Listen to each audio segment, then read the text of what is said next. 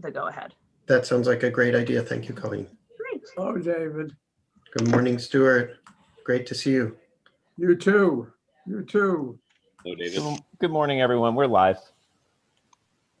Good morning to everybody, and welcome to the meeting of the MOAT committee. So I'm delighted to call us to order. I wish I were calling us all to physical order in the same place, but such is as we are for now. Let me turn it over to David Seltz for a few introductory remarks, and then we'll proceed directly to the minutes. Great. Good morning, Chair Cutler, commissioners, and members of the public. Welcome to our back-to-back policy committee meetings today. We have just a tremendous suite of presentations to give you over the next hour and a half. And if you're hopefully staying for the next 3 hours, quite a tour, if you will, of the HPC and all of the different programs and activities that we are currently working on to try to advance our mission. So for the first part of today, we'll be focused on the Market Oversight and Transparency Committee and have a number of research presentations, updates, and points of discussion for the commissioners this morning. So with a lot on the agenda, I'm going to turn it right back over to Professor Cutler to help us lead this part of the meeting today. Thank you, David. And just a reminder of, I think, how we want to try to do things on Zoom. So try not to use the chat because the chat won't be seen by the people who are on Facebook Live, and we want them to be able to share and everything. If you do want to raise a question or offer a comment at any point, you can either, in your reactions button, you typically have a hand, so you can raise your hand like that.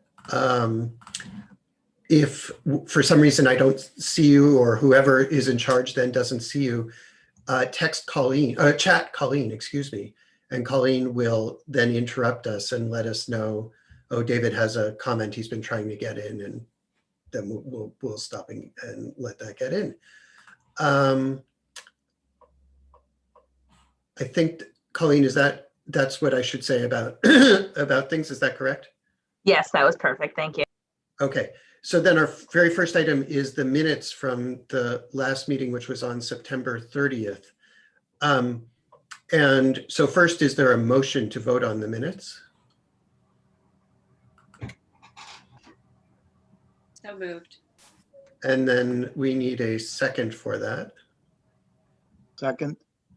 Okay, so then are there any comments, additions, or subtractions from the minutes?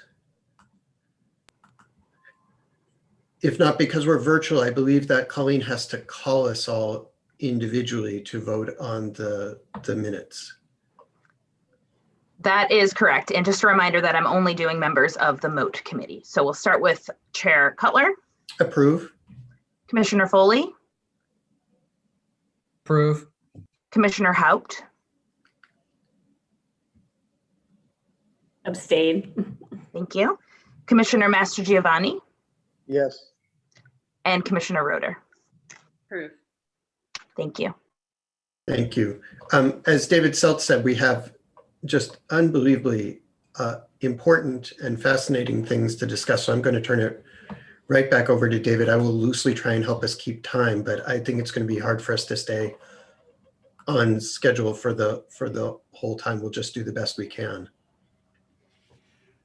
Great, thank you. And as discussed at the last board meeting, just a tremendous portfolio of work that the Health Policy Commission has been charged with. And one of the items that we had at that last board meeting that unfortunately we didn't have time to do a full presentation on was our most recent Data Points, which is our online research series, which typically utilizes the interactive Tableau feature.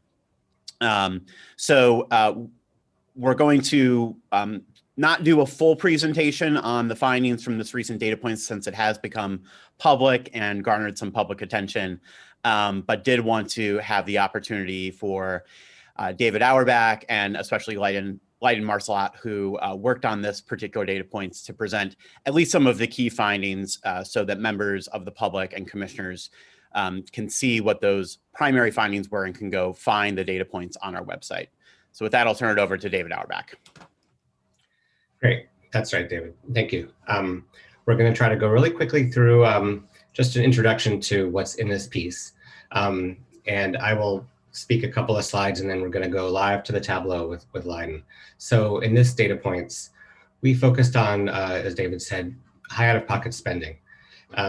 This is important. High out-of-pocket spending, we know leads to financial hardship, medical debt, bankruptcy, and we know it leads to care avoidance.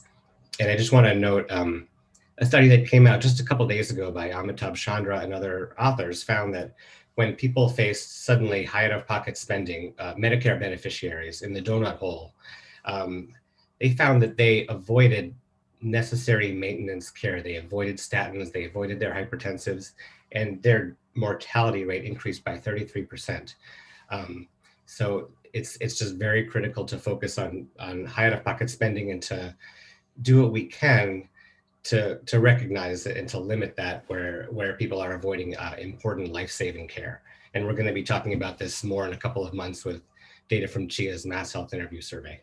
So let's go to the next slide. So in this study, what we wanted to do was to use the APCD and look at people who face high out-of-pocket spending, but not just in 1 year. We're doing something novel here because in the past, we've looked at high out-of-pocket spending in a given year, but you can have an acute condition or a flare-up or some episode at one point in time that can lead to high out-of-pocket spending once. But we were able to take advantage of the fact that we can follow people over time in this data.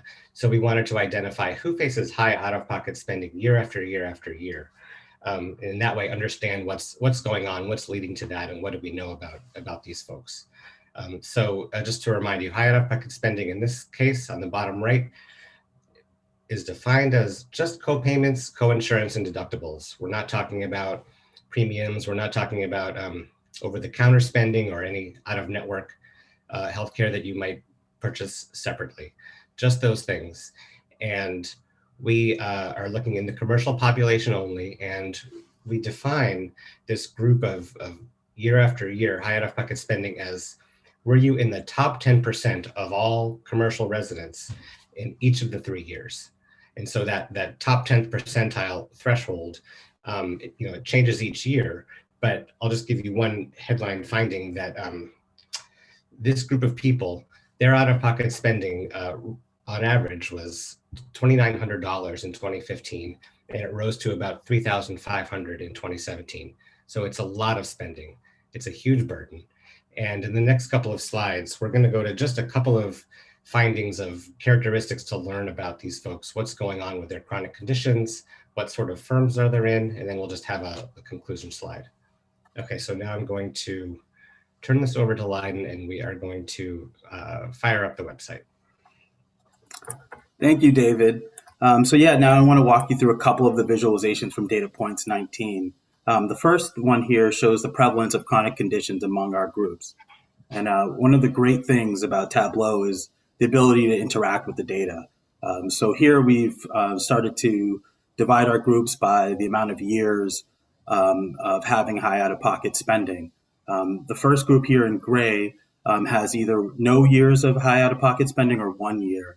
And then we can also then bring in the folks that have persistently high out-of-pocket costs in orange. And we can see that those folks have higher prevalence of chronic conditions in every category. For example, among people who have 3 years of high out-of-pocket spending,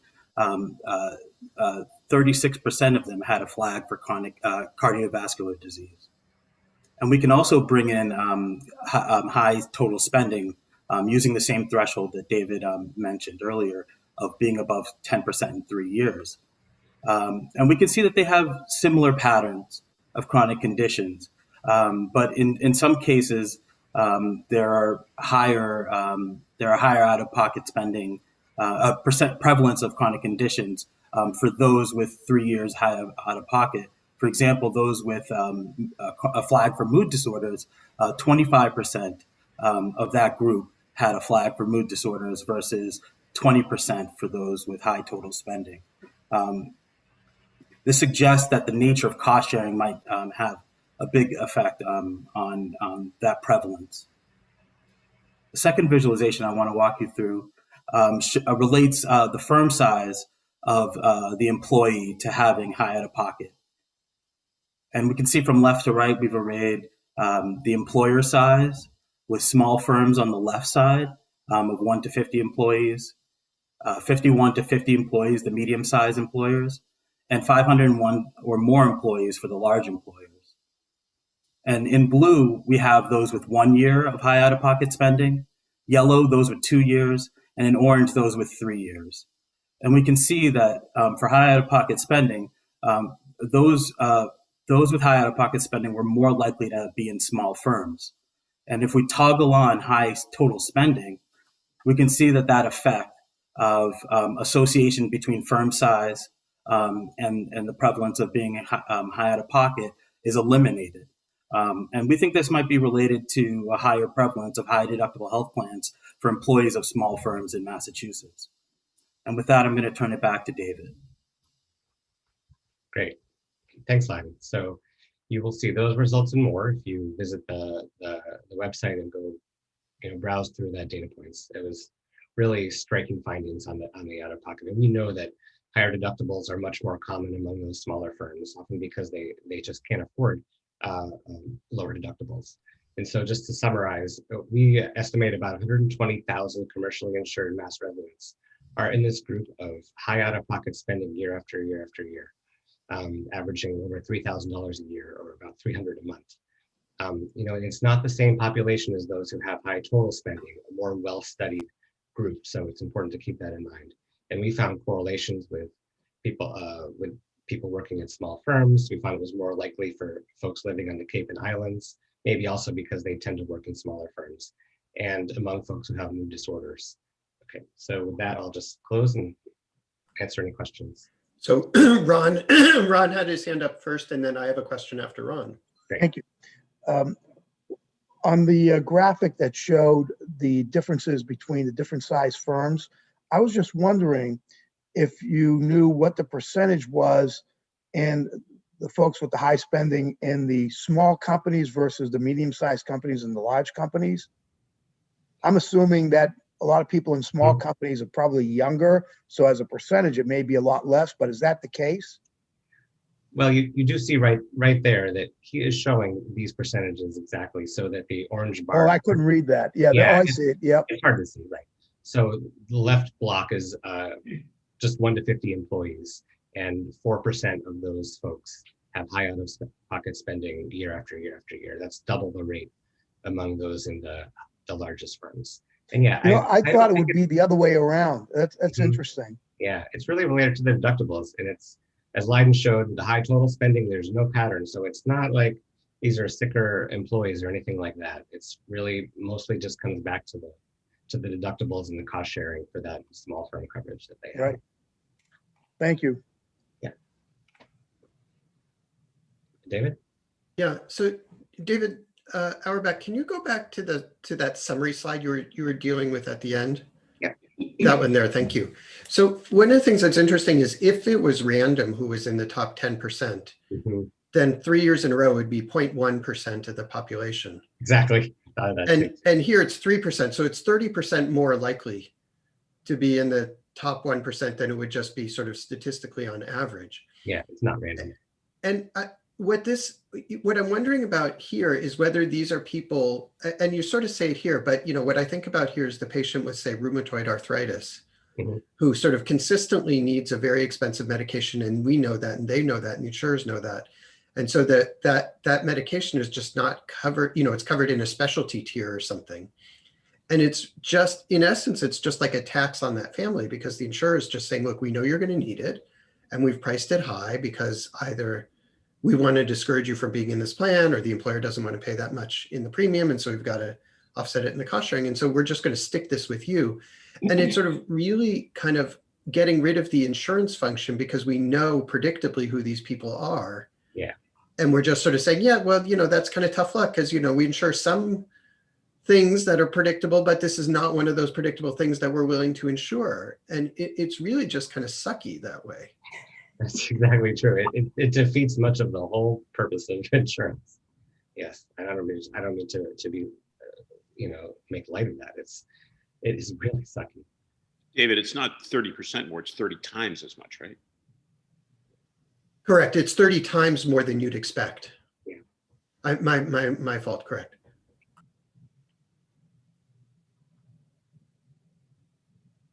Yeah.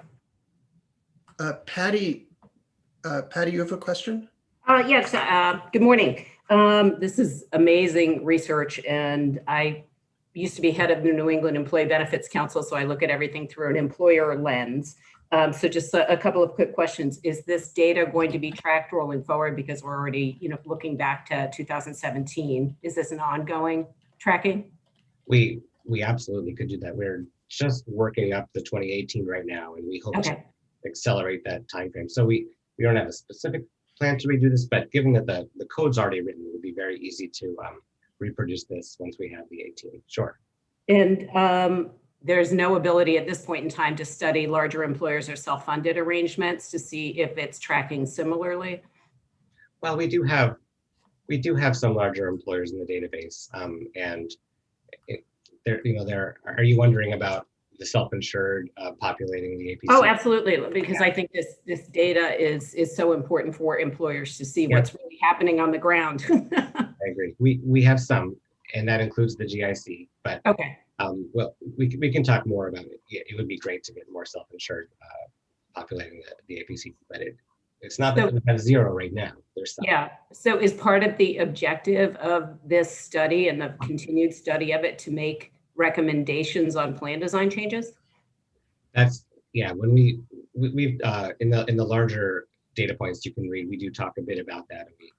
Some of the interviews we talked about that, including helping small firms become aware of the connector, which a lot of them aren't, and it does have greater options, a lot of them with lower deductibles. We also certainly want to talk about value-based insurance design and plan. There's a lot plans can do to get out of pocket for the kinds of maintenance, high value care.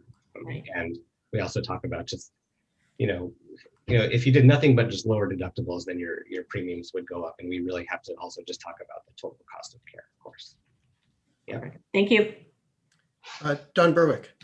David, any guesses why the Cape and Islands are selectively more vulnerable to this? Yeah, I think it's related to the firm size distribution there, with just a higher prevalence of smaller firms. There might be more to it than that, but that was what we could find so far. Is that right, Biden? Yes, I would agree with that.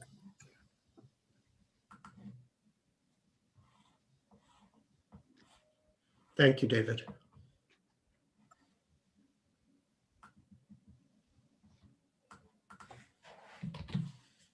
Okay.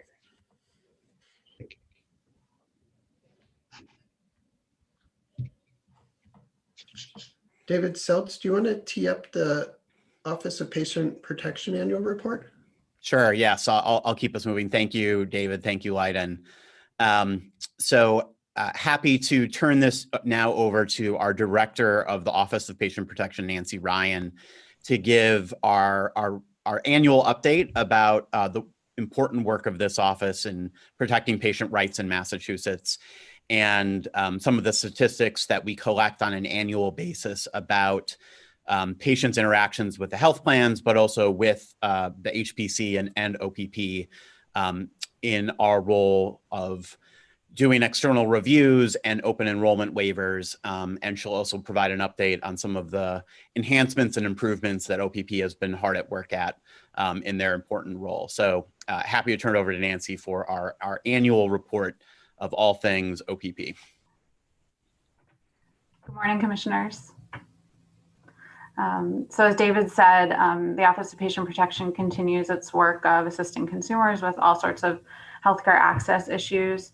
We have 4 sort of primary duties which are listed on this slide, and I'm going to take the opportunity today to sort of highlight some of the reporting from our annual report on each of these 4 duties, and also talk a little bit about sort of what we're up to today. The annual report details our 2019 work. So that's why at the end, I'll go into a little bit about what we were up to in 2020 and looking forward to 2021 as well. So the first slide that lists some data from 2019 details OPP's first duty, which is issuing waivers for those consumers who would like to enroll in commercial health insurance and who unintentionally missed the open enrollment period that's designated by the state. So in 2019, we again saw a huge increase in the number of open enrollment waiver requests that we received. OPP saw 1,342 waiver requests come into our office. This is a 60% increase from the previous year. And as you can see on the slide, 2018 was a huge increase from the year before that. There's no specific factor that we can really determine that's driving this increase. There is increasing statewide enrollment in individual health plans. And so there's just a larger population of people who are purchasing individual health plans and who, may unintentionally find themselves outside of an open enrollment period. So this has been a trend where we've seen sort of increasing need for these open enrollment waivers. The approval and denial rate is consistent pretty much from year to year. We didn't see with this increase a different sort of, request. They all were requests that, were ripe for our office. And most of them, as you can see, were approved and those people were able to access the insurance that they needed. We also work closely with the connector to assist consumers who need insurance and who, are looking to access healthcare coverage outside of the open enrollment period. And the next slide details interactions with the health insurance companies that some of the consumers in Massachusetts have. And this is the internal appeals process that all health insurance companies have to have for consumers who have been denied a service or treatment by the health insurance company. And in 2019, insurance companies reported to us that they received in total over 13,000 member appeals, and about 50% of these were resolved in favor of the consumer. These are appeals that deal not just with medical necessity, but with all sorts of issues that all sorts of denials that the consumer may face when they're trying to access coverage. And as you can see, 50% is, or 49% to be more precise, is a pretty substantial portion of consumers who were able to then get coverage after taking just this one step with their health insurance company. So we consider that, to be good news for consumers. And the next slide goes into sort of OPP's role in this process, which is a second level of review for consumers who at the internal appeal have been denied coverage because of medical necessity. They can then come to OPP and have an outside medical expert review the case and determine whether it is medically necessary for them to get that service and whether the health plan should then pay for it. OPP received 187 eligible requests for external review during 2019. We received over 200 requests, but only 187 met sort of our very specific eligibility criteria. And out of those eligible requests, you can see 53% were resolved in favor of consumers. So again, this is a really important protection for the consumers of the Commonwealth to be able to get an independent outside look at the decisions by their health insurance company. And the next slide goes into just a comparison of OPP's external reviews by medical surgical treatment that is being sought versus behavioral health treatment that's being sought. The annual report has a lot more detail in terms of the specific services and treatments, but for the purposes of this presentation, just going into this sort of basic comparison. There were many fewer eligible requests for behavioral health treatment this year. And we've seen that as a trend, that over time we're seeing fewer and fewer behavioral health treatment requests come in through our external review process. So there were actually only 33 in 2019 that we received. Out of those 33, you can see that there was a high proportion that were resolved in favor of the consumer, more so on the behavioral health side than the medical surgical side. So that's, something interesting for us to look at and think about, both in terms of the declining number of behavioral health treatment requests, and also in terms of, this sort of higher number resolved in favor of the consumer. It's really difficult to have any takeaways from OPP data because it's such a small proportion of the market, and the numbers are quite small. But we do try to sort of look at trends from year to year and figure out if there's anything we can learn from this. The next slide goes into a newer process and regulatory function that the Office of Patient Protection has.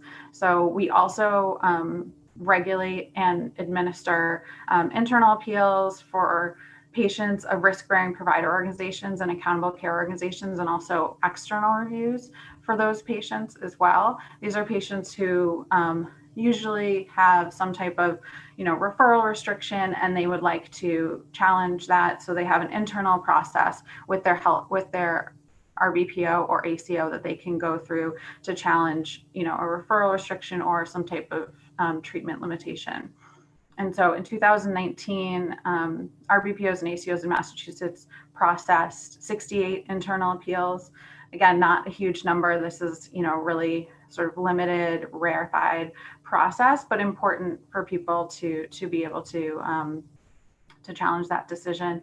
87% of these appeals were upheld at the provider organization level. Only 13% were overturned, meaning over 13% were in favor of the patient in this instance. In 2019, this was the first full year where we were in receipt of external reviews by patients. We received 9 external reviews for patients in 2019. They all dealt with referral restrictions. And in fact, all of the decisions by the RBPOs and ACOs were upheld by our review agencies. So again, this is, something that we're monitoring. 2019 was the first full year where the external review process was in place. And so, it's been interesting for us to see these cases, see how our novel standard is working, and having these cases reviewed by an independent doctor.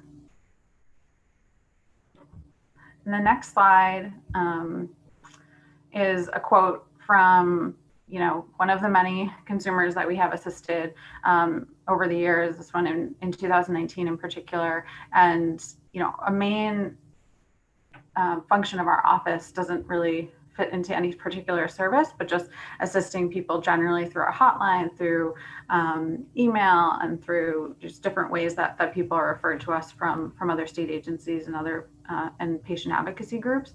So we responded to over 2,200 inquiries. This is actually 2,200 just on our hotline. This is an increase from the previous year. And we're really trying to put our best foot forward and help people, in any way that we can. The next slide, like I said, goes into a little bit of detail about 2020. 2020 was an unusual year for everybody. It was an unusual year also for OPP.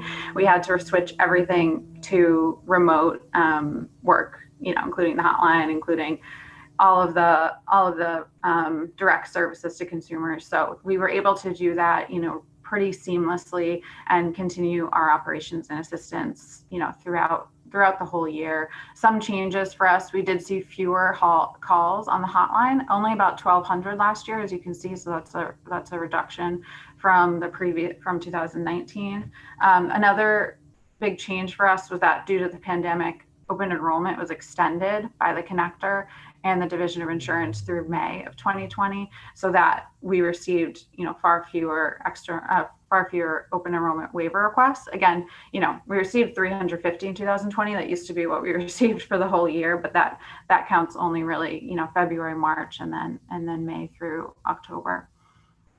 External reviews continued sort of at pace. We received 240 requests for health insurance external reviews last year. So that really continued at pace. We expected a dip in that because of the dip in accessibility of services, especially during the beginning part of the pandemic. But in fact, really, this continued at course for us. So that was interesting to see. And in 2021, like David said, we're looking forward to, on the next slide, some interesting work. We just this week actually launched online consumer forms. So patients are now able to access our OPP services through online forms. Previously, we had fax or sort of limited email capability and also the mail, but now you can submit an inquiry to OPP through a secure online form. You can submit both our external review request forms and our waiver forms. So we think this will really increase access, particularly during this time when people have less freedom of movement and, inability to lead their normal lives during the pandemic. So we're really excited about that and looking forward to, how that can increase access. We want to do more outreach in 2021, virtually, most likely, but want to reach different sorts of patient groups, community health centers, want to reach more people to see how OPP can increase access and get people the services that they need, especially since with the pandemic we've seen a little bit of a dip in some of in our hotline and other things like that, and people are probably receiving less in-person services. So that I think drives some of our work, and so we want to combat that with a little bit more outreach. Open enrollment was extended again this year through May of 2021. So we'll probably see fewer waiver requests, which is a good thing, because people won't have to come to us. They can just get insurance through at least May with through open enrollment, which is great. And again, we are continuing our collaboration with state agencies. Everything is sort of a moving target these days. So we're always in touch with, Division of Insurance in particular, and the connector, and also the Attorney General's office and Mass Health to make sure we're all on the same page, assisting consumers, getting the right information out there to people in a consistent way. And so I think that's it for the update. I'm happy to take any sort of questions, and look forward to chatting more as the year goes on.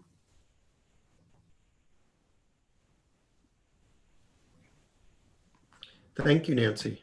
Don Berwick and then Stuart. Yeah. Nancy, that's great. Thank you for this work. It's so important. The number of denials is high, 50% for the open enrollment and others. At some point, would it be worthwhile taking a deep dive into why things get denied, just to have us do a check on whether, kind of a gut check on whether this looks right to us, or not that you're not implementing the rules correctly, but that the rules may need more scrutiny? That's a lot of people who think that they have a right that we're deciding they don't. So anyway, I'd be interested in much more texture at some point, just to see what you're learning about that. Absolutely. Yeah, for the external reviews. Yeah, well, for all of the categories, for some of them, we're saying no to half the people who think that they ought to get something. So it's like, what are the reasons for saying no? Whether it's the external review or some internal process, that would be the look I'd like to take at some point. Kind of a consumer protection look, even deeper than you already do. What you're doing is a great job. You just like to do a little more. Absolutely. Yeah, I'd love to take a deeper look with you into this and talk about sort of the standard that's used for each of our processes. As you can see, we have a small office, but the volume is not such that we don't really do take a really careful look at each of the cases. So, we're reading every case, we're going through it. And so we're, be more than happy to sit down with you and go through some of that. Thank you very much. Yeah, well, my question really builds off what Don just said. We've been now doing this for 8 years or so. You would think that the insurance companies would know where they're on slippery grounds, that if the policyholder appeals, we're likely to support the policyholder. And that ought to change their behavior somewhat in terms of denying. I don't want to sound one way or the other.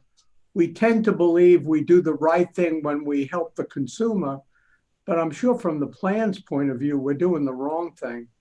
And I have no idea what the right thing is and what the wrong thing is. So it really builds on Don's question in another way. We have no idea with all due respect, Nancy, it's not you. I have no idea what's going on are they the same issues the year before? Is it that we're cutting the line one way or the other? Are there new issues that are coming online? At some point, Nancy, we need to go below the data, because the truth of the matter is, at least for one person, I have no idea what the issues are, why they were denied up the line within the insurance company, and then we overturned them, and so on. So I think good stewardship on our part deserves a much deeper understanding of what's going on.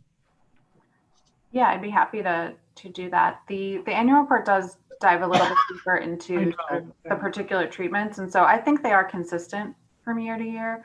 What's interesting about these cases is that they're incredibly fact specific.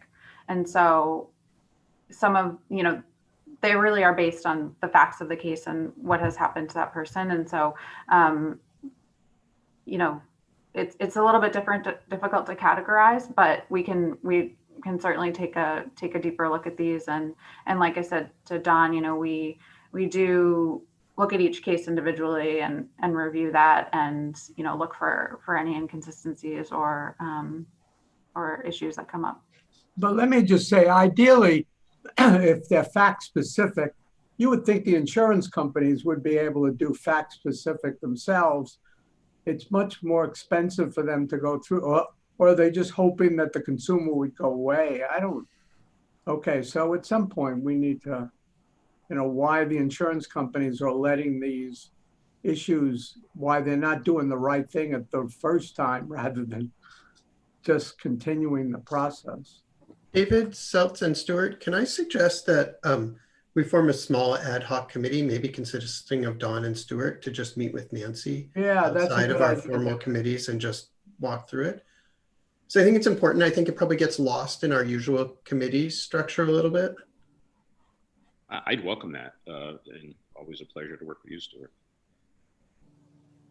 Yeah, that sounds wonderful, and we'd be happy to set that up. Just to the last point, Stewart, and Nancy can confirm this for me, but we do know that of patients who are denied through the internal appeals process of the health plan, so kind of go through the health plan appeal process and are ultimately denied, only a small number of those avail themselves of the independent external review process. So there are a large number of patients who end up kind of ending the process at the point of the denial by the insurance company. And so that is certainly something that we also see in the data.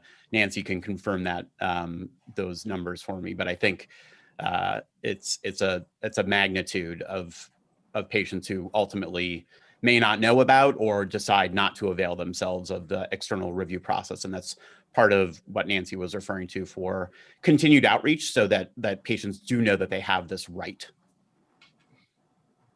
Only about 10% of patients from our data who've been denied at the internal appeal level because of medical necessity then come through OPP to challenge that medical necessity denial.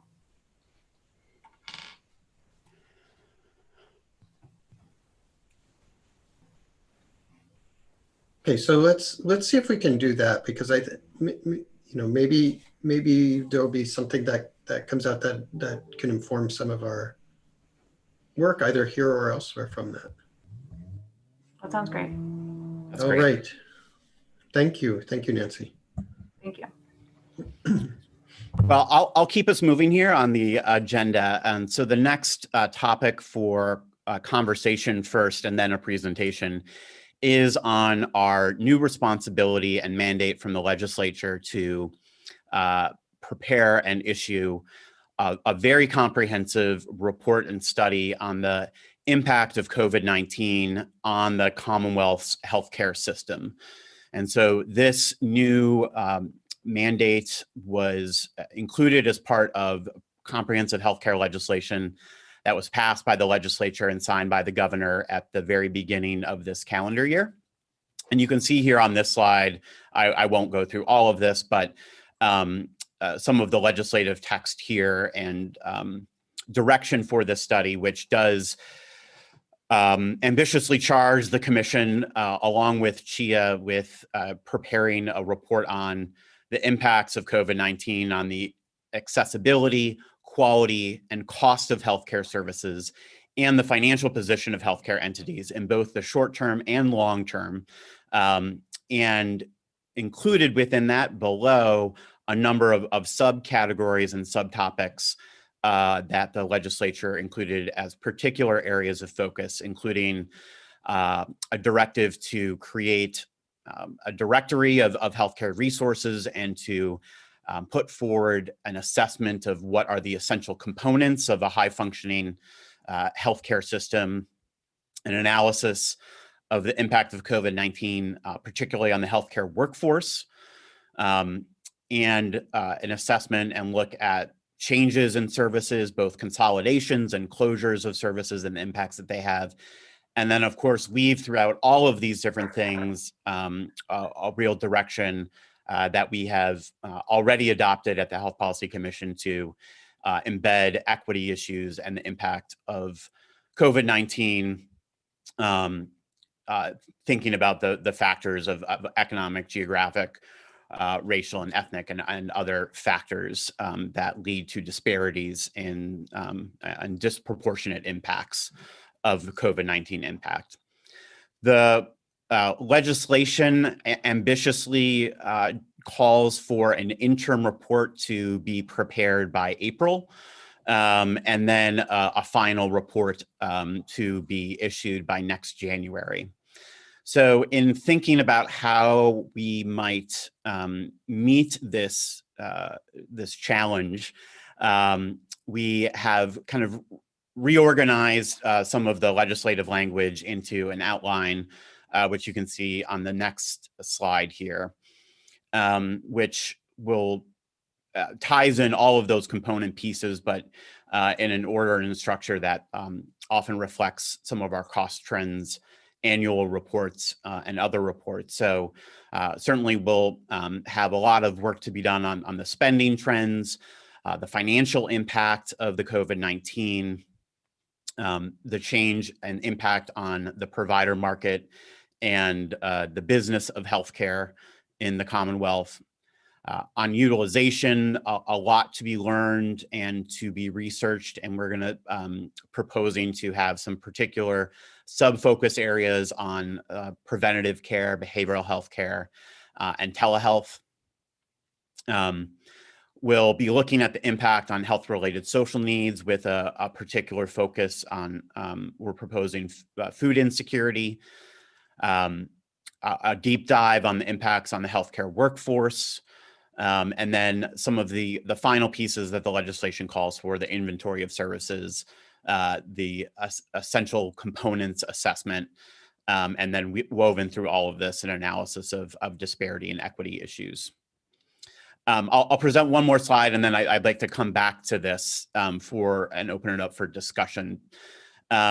So to try and meet the timelines that are put forth in the statute, what we're proposing is that for the interim report, which would be prepared for April, that we would have a subset of those topics on the previous slide that we do feel that we have the data and information available to us to put some research and materials out publicly.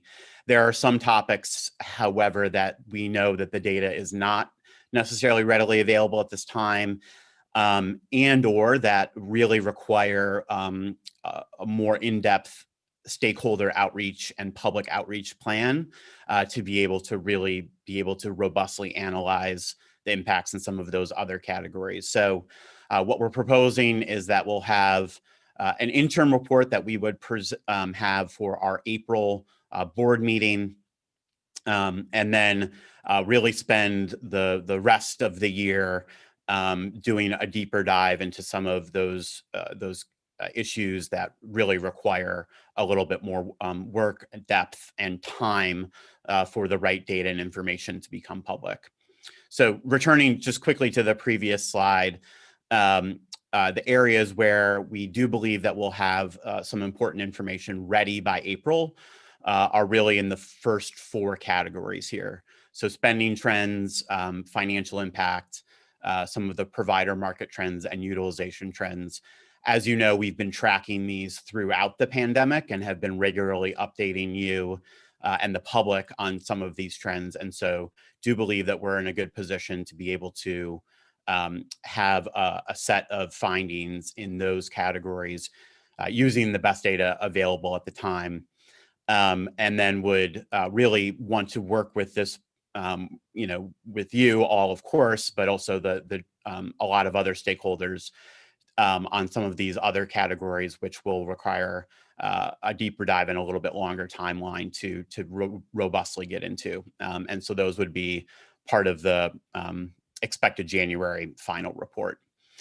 So recognizing that there is still a lot to be discussed and determined about exactly how we're going to be able to analyze all of these different pieces, I'll pause now and really hope to get some feedback from commissioners about what your priorities may be at this early stage for us to be thinking about and incorporating into our analytic work plan. And so I'll pause here.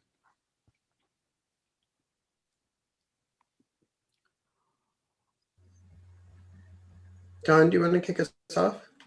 Yeah, I feel like I'm talking too much, but this is really important, Dave. I have a couple suggestions. I don't see here any analysis of what has happened, what will have happened with vaccines and testing as a particular element of the public health side of this. I don't know if that's within bounds for the assignment. Second, for the last item, it's analysis of healthcare disparities, but also I think outcome disparities should be looked at, not just delivery. Third, in terms of the tempo of the project, I mean, some of what I'm starting to see suggests that we'll have maybe a bit of a breather over the summer from COVID, but that a fall or winter resurgence is not unlikely given how coronaviruses behave. And so on your timeline, I'm wondering if there's something prescriptive or advisory that could emerge from this report in the interim before the final report's ready so that we do better next winter than we're doing this winter. And then finally we did see early data from David and others on how the insurance market has fared, profit levels and so on. Is that in this? I'm trying to see it in the outline. I'm not sure where you'd get into that, but that was pretty interesting stuff. Yeah, so thank you. So I think taking them backwards, yes, absolutely. The health plan financial impact and kind of spending trends is contemplated to be included within this. So this would be both on the provider side, but also on the health plan side across a number of these different categories. And on the health plan side, thinking about impacts on premiums and on costs would certainly be within bounds as well. On the analysis of healthcare disparities, completely agree that this would also outcomes is certainly within bounds, and I think contemplated as part of that. That language is taken from the legislative mandate, but is quite broad in what we may look at here. I think in terms of the tempo and the pace, I think you've raised an issue that an idea that resonates with me, that this may be, even though we have these kind of set timelines in the statute, that this can be something that really is throughout the year, that we would be able to have perhaps some interim reports in between the April and January, and certainly could think of some of these categories and to break out, and if we have it ready to have something, as you said, in September, to be able to help inform particular issues that we may see, policy issues arising. And so I don't think that we're necessarily bound to the April, only the April and the January, and can think about really kind of parsing this out throughout the year, because obviously it is quite a comprehensive analysis. And I would say the real challenge here in just thinking about the April and January too is that the pandemic is not over, and the impact of COVID-19 on the healthcare system is continuing and is having a direct impact every single day. And so we're being asked to kind of have a summary statement of the impact of COVID-19 at the same time that COVID-19 obviously is continuing to have an impact. And so I can't imagine and foresee a scenario where even the January 22 report is not our final word on this, and that we may think it important to continue to do analysis and reporting of the full impact of the pandemic, even beyond that, recognizing data lags and the fact that this is an ongoing crisis that is still impacting a lot of different actors and, of course, patients and residents today. On the final question around vaccines and testing administration, that was not something that's kind of included in our legislative mandate, and so did not have that kind of on our initial study outline, and would want to think about where we can add value there, recognizing other state agencies might have a role. I have Barbara and then Tim. Thank you. My question was actually asked by Dawn. It had to do with healthcare versus health outcome disparities, or rather than versus both. Thank you. Tim Foley. Yeah, thank you. Dawn, really important comments. I think, David, your outline of how do you conduct a study about the impacts when we're still feeling the impacts, yet we need the study and information to inform decision-making going forward. I think striking that balance is going to be an interesting one, but I do hear the wanting to get this information out as soon as we can, given the timelines and the need for it to help support decision-making and policy-making going forward. So I think striking that balance is going to be an important one. I guess one of the things I was just thinking about in terms of tools to solicit information, and I know we did it for certain segments of the healthcare market, I forget exactly which one, but survey research with employers to solicit feedback. And is there contemplation of that? And then particularly on the healthcare workforce, I mean, that seems like to get direct information from folks through online or phone surveys to pull out and glean the impacts they experience. I think there's a lot there that we can learn from it. And then is there a role for the advisory committee, the HBC advisory committee, which many of the stakeholders who would reach out to would, I think, sit at that table? So how are we thinking about engaging that group of folks? And then finally, I think I know the answer to this question, but continue to be a broken record on it. Is there any portion of this that's going to look beyond hospitals and acute care and nursing homes and home care with the financial market impact, as well as the provider markets closure consolidations? We think those are very acute in the long-term care space. So I think that I know the answer, but just wanted to raise that they had a huge impact during this crisis and continues to plague those industries. So I just think as we consider the focus of this, how we can put it in the full care spectrum versus one segment of the healthcare delivery system. Thank you, Commissioner. So I would say on the last point, our goal is to provide an assessment and analysis on all parts of the healthcare system, not just the hospitals. Hospitals, of course, we always have the most robust data, but we are really setting as a goal for ourselves that we will be thinking about, the physician space, primary care space, behavioral health care space, but also the long-term care space. As you said, just a huge part of the COVID-19 story, and where impacts were often acute, were kind of in the entire post-acute space. So not just our nursing homes, but of course our home health, and all parts of that after hospital care, and long-term care. So what we are currently doing is we are creating kind of a crosswalk, using, this is the most rolled up outline, but we have kind of a much more detailed outline. And then for each analysis, for each component of the healthcare system that we may have particular research questions that we're trying to ask, we're trying to identify what is the data source, what is the information source that we can use to answer that research question. And so that will help us think about, again, kind of all the different parts of the healthcare system, but also to identify, to your earlier point, where there are just information and data gaps, and where we then will say, okay, there may not be something that SHIA collects or DPH collects that helps us answer this particular question. Is there another way that we might get the information necessary? So through survey work is one way, through direct stakeholder outreach, and engaging associations and other organizations that may have some of that information. So we're really trying to create kind of a crosswalk right now of all of the questions, what are the data sources, and how we might make a plan to answer all of those. So absolutely, those ideas are certainly on the table, and we will kind of use every tool we have in our toolbox and some new tools to try to answer these. And one of those tools is the Advisory Council. And so we actually have our first Advisory Council meeting of the year later this month.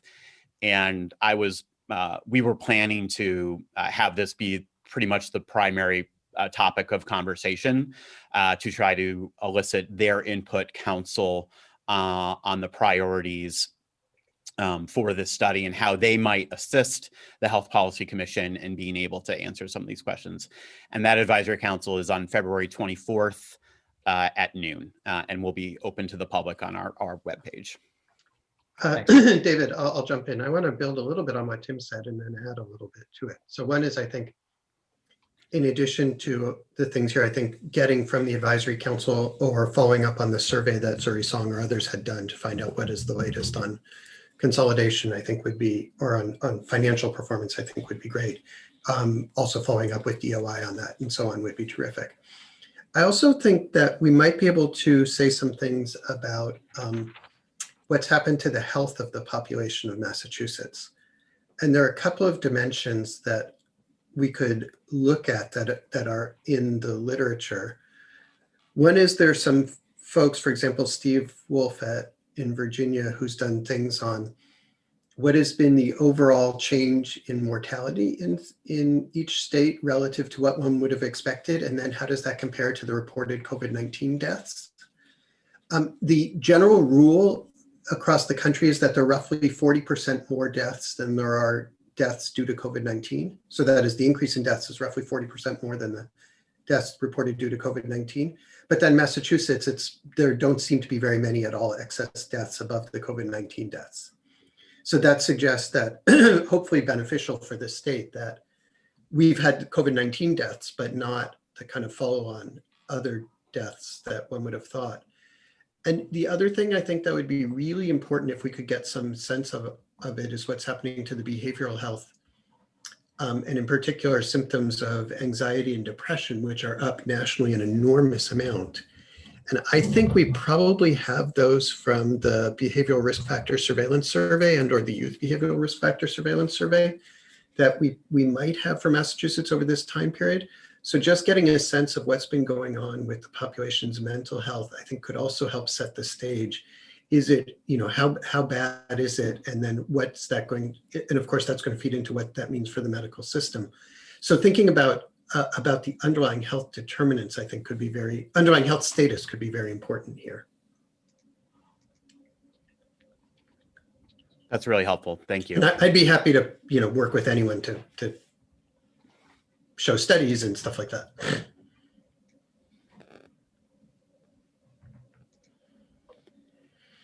Any other comments at this stage, recognizing that this will be something that we'll probably talk about at every public meeting this year? Are we supposed to talk at all in this report about the rollout of the vaccination? As I said, vaccine administration and testing was not part of the legislative mandate here. And so not currently part of our plan. I just wanted to add one point that I think dovetails well with what you were just discussing a few moments ago, David. As to the analysis of healthcare disparities, I think it will be especially important to understand exactly where there's a paucity of race and ethnicity data, the data that will allow us to better understand and identify where disparities exist as to both care and outcomes. So I would add to your list of items to report on recommendations for how data gathering efforts can be improved in this area. And I know that's something that's already on your radar, as well as the Attorney General's office and other state agencies. But I think it's important to recognize at the outset that in particular is an area where data is lacking, and understanding better how to improve the data on that particular topic will be critical, especially as you look forward to 2022 and beyond. David Seltz, I was wondering whether you're planning on showing the same slide to the other subcommittee. I was not at this today, but I can. We do have a number of the commissioners from the other committee. Well, I just want to make, this is a very important study, and I think the comments were great. I just think every commissioner is going to want to know about this, and I know the telehealth is likely to generate a lot of interest on the part of some commissioners that aren't here. So I just, whenever you think it's appropriate.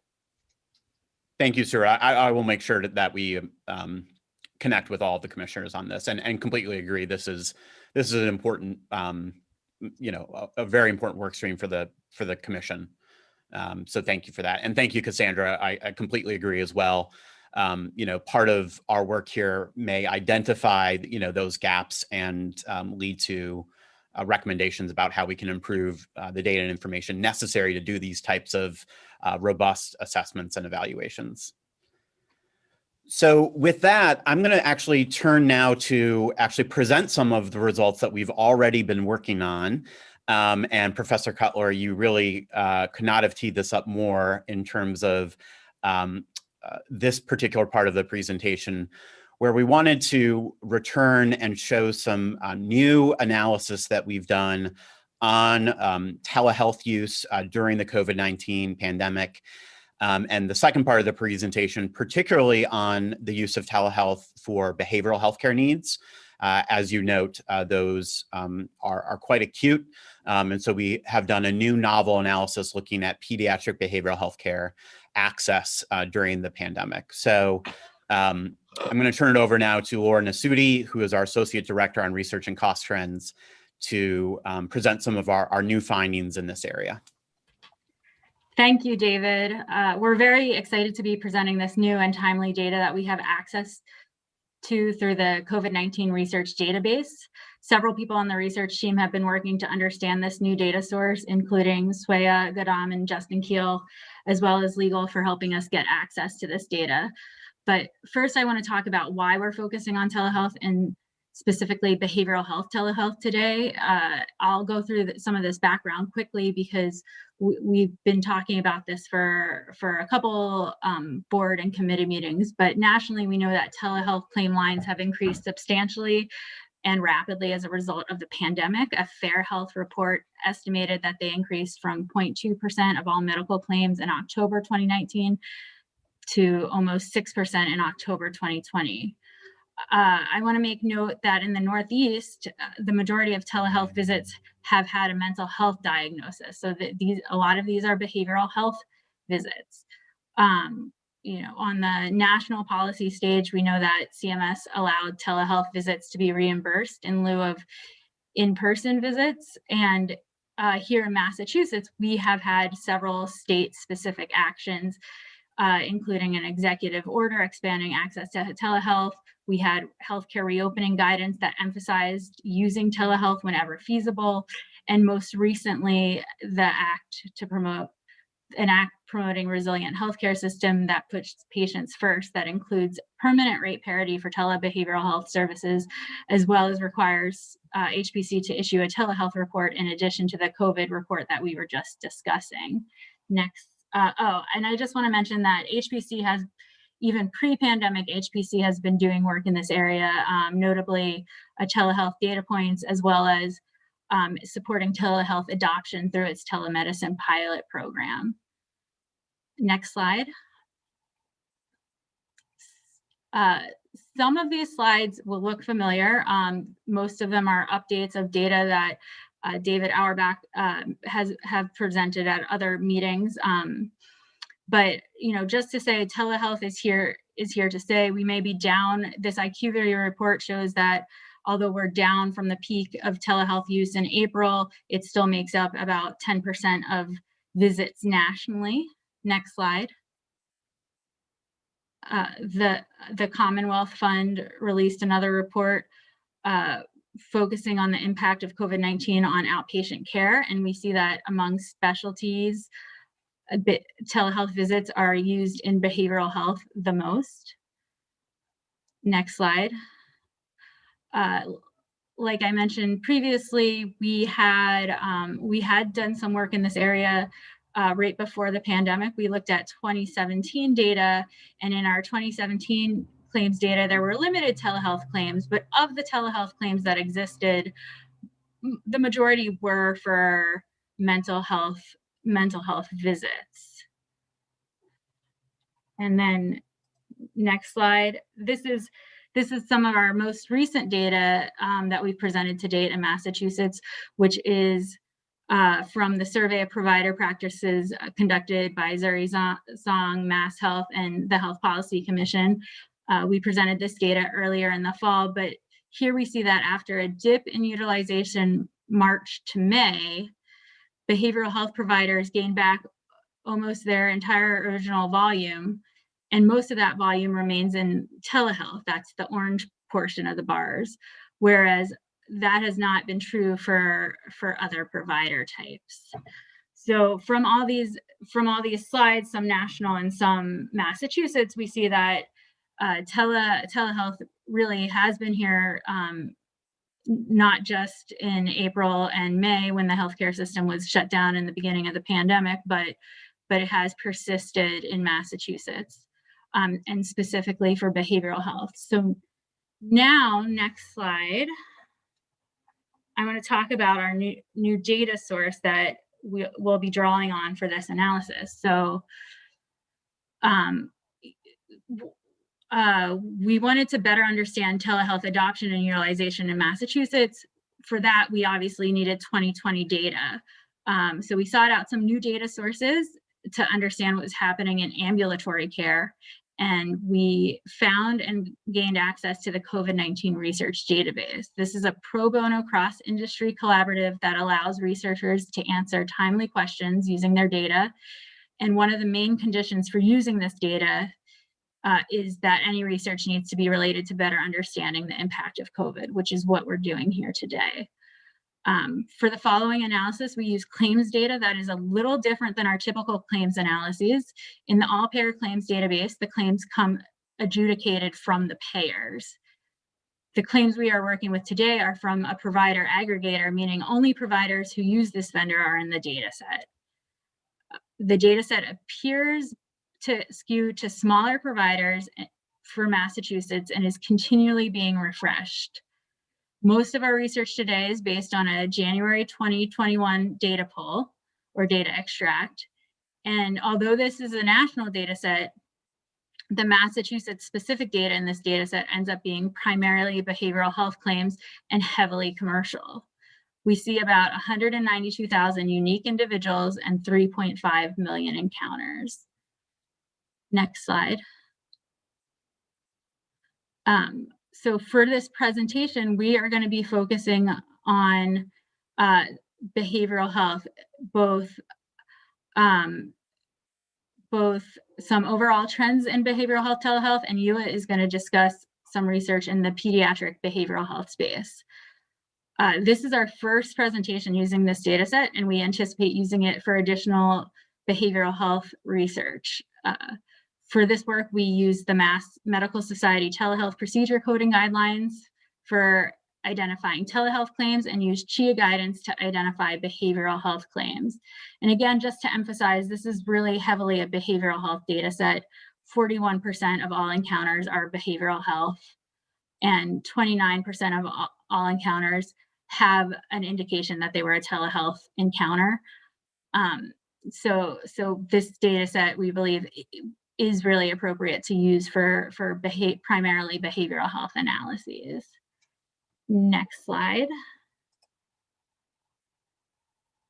The next two slides are just high-level looks at our data polls to show, before we have done really any restrictions, to show that these are really behavioral health heavy data sets. Again, here we have the 10 most common procedures with telehealth, and we can see that most of these are behavioral health, and most of these are psychotherapy in particular. Next slide. And then when we look at diagnoses on these claims, these are all different behavioral health diagnoses. So the primary diagnoses for most of the claims in this data set also end up being telehealth claims in this data set end up being behavioral health. Next slide. So because this data set is largely behavioral health, we then restricted the world to only behavioral health encounters and mapped the percent of visits over time that were telehealth versus in-person. Here in blue, we see telehealth jumping from close to 0% pre-March to a peak of 80% of all behavioral health claims in this data set. And when the healthcare system reopens and starts to reopen in mid-May, we see that this level starts to decrease, but has remained high at almost 70% of all telehealth visits, of all behavioral health visits, I'm sorry. Next slide. One of the many questions we want to ask about telehealth adoption concerns who could make the switch to telehealth. Among these behavioral health visits, we see that all age groups were able to make a significant switch to behavioral health treatment via telehealth when the healthcare system shut down at the beginning of the pandemic. So that is the left bar indicating March to May for each age group. However, some age groups fared better than others. The youngest and the oldest age groups made less of a switch to telehealth visits. Then when we see that when the healthcare system starts to reopening after May, so the June to October bar where the blue is telehealth and the orange is in person, we see that those under 9 and those over 75 were the only two groups where the percent of total telehealth visits for behavioral health decreased. So for the 0 to 9-year-old patients, March through May, 54% of all behavioral health visits were telehealth. But as the healthcare system reopened for in-person treatment, the majority of visits became in-person visits. So it went from 54% telehealth to 40% telehealth, or 60% in-person for that age group. We see also in the 75 and older group this decline. So although everybody was able to, it looks like a lot of age groups were able to transition to telehealth for behavioral health successfully, there was some variation in rates. And then when the healthcare system starts opening up, we see some, the oldest and youngest groups going back to a little bit more in-person care. So we still have a lot more work to do in this data set that will help us better understand who is able to access treatment for behavioral telehealth and inform both our COVID-19 report as well as the telehealth report. And Yua is now going to do a presentation on our first in-depth look at pediatric patients in this data set. So Yua. Good morning, commissioners. So before getting into this study, I want to talk just a little bit about kind of what we know in terms of the pandemic's impact on behavioral health, specifically in the pediatric population. So nationally, the CDC has reported what it describes as considerably elevated levels of mental health conditions associated with the pandemic. According to their June survey, 41% of US adults reported at least one adverse mental or behavioral health condition, such as anxiety, depression, substance use, suicide ideation. These rates were particularly high among the 18 to 24-year-old age group. The rates were 75%. And they reported this really staggering statistic that 1 in 4 younger adults said in the survey that they seriously considered suicide in the past 30 days. And we do have some evidence that these heightened levels of mental health distress are manifested in health services. Again, according to the CDC, the share of pediatric ED visits that were mental health related increased for children aged 5 to 11 by 24%, and children 12 to 17 by 31%. These rates started increasing in April and stayed high through October.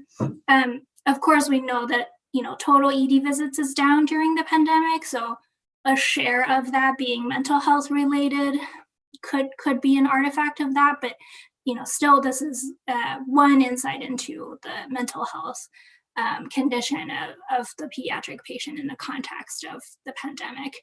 And in addition to CDC data, we have seen other sources that report higher mental and behavioral health demands. For example, there's polling done by the National Council for Behavioral Health that found that 52% of their member organizations are seeing an increase in demand for their services. Next slide, please. So here we have some data points for Massachusetts specifically. For example, our community health centers reported that telehealth visits for behavioral health services rose from 517 in January to 22,000 in April at the beginning of the pandemic.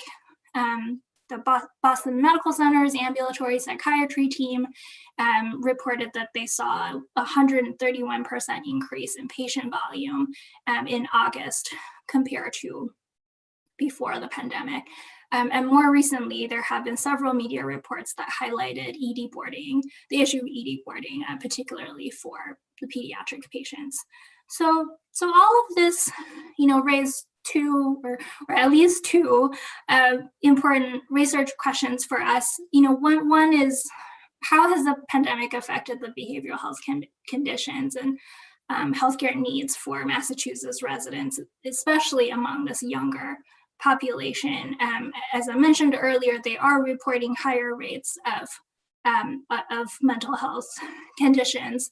And this group of patients face some really distinct challenges, such as, the closing of schools, which, not only provides services for these patients, but also, provides a routine and a sense of structure, which is important in the context of mental and behavioral health.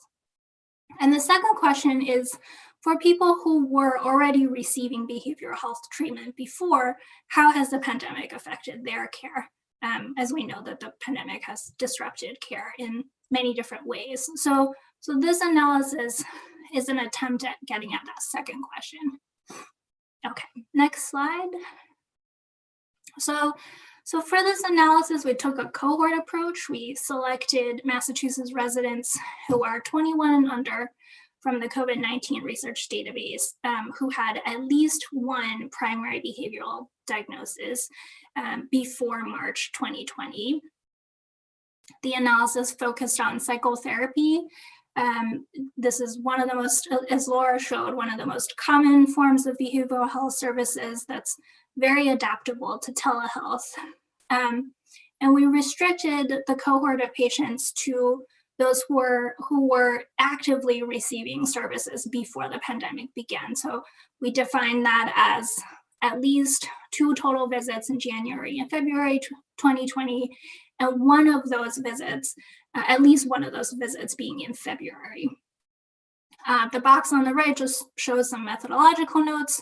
And as before, anything that's not telehealth, it's assumed to be in person. Okay, so based on these criteria, we can go to the next slide.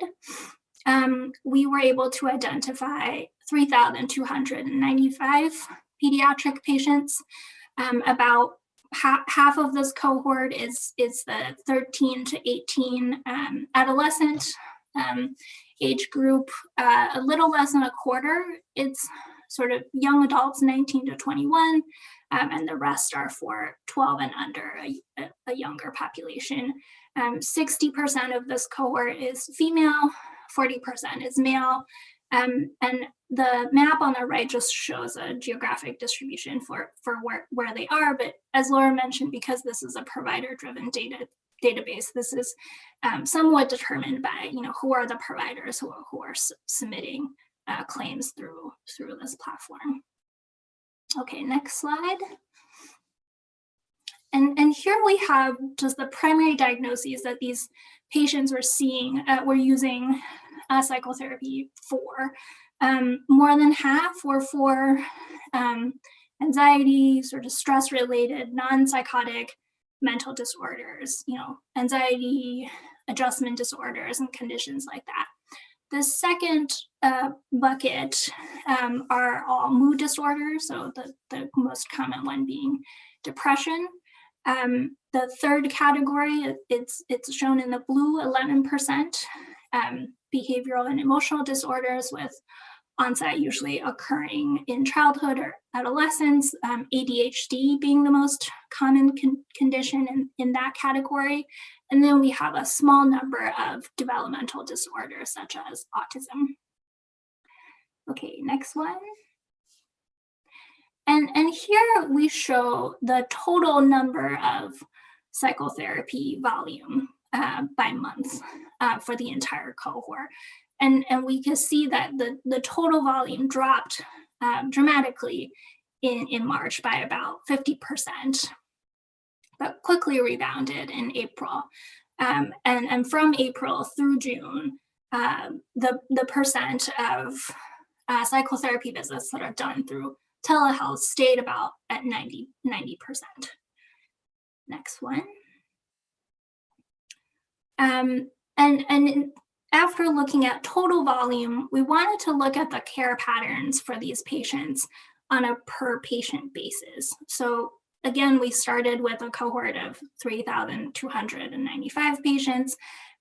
Within this cohort, about 57, almost 60% were able to transition their care completely to telehealth from March to the end of June. About 24%, so 1 in 4, appear to discontinue their psychotherapy services. There might be many reasons why we stop observing psychotherapy services in the data. Some of them may be pandemic related. It might have to do with internet connectivity issues or patients' comfort level or privacy concerns with using telehealth, or it could have to do with clinical factors unrelated to the pandemic. It's a little hard to tease that out, but about 1 in 4, we stop observing psychotherapy services in the data. And aside from those two groups, 5% continued their visits in person, and 15% had a mix of telehealth and in-person psychotherapy visits. For this mixed group, the median telehealth to in-person visit ratio is about 4. So even for this group, they have largely transitioned to telehealth as well.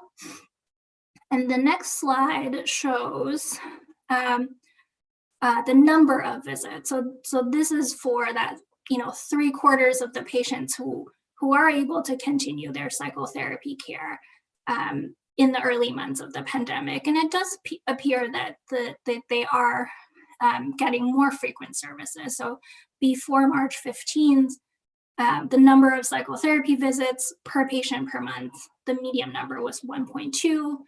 And after March 15th, the median number of visits per patient per month was 2. Next slide. So here show some of our initial explorations of, some of the factors that might explain the differences in care transition. And what we found is that, pediatric patients who appear to discontinue care were slightly more likely to be male and to be younger.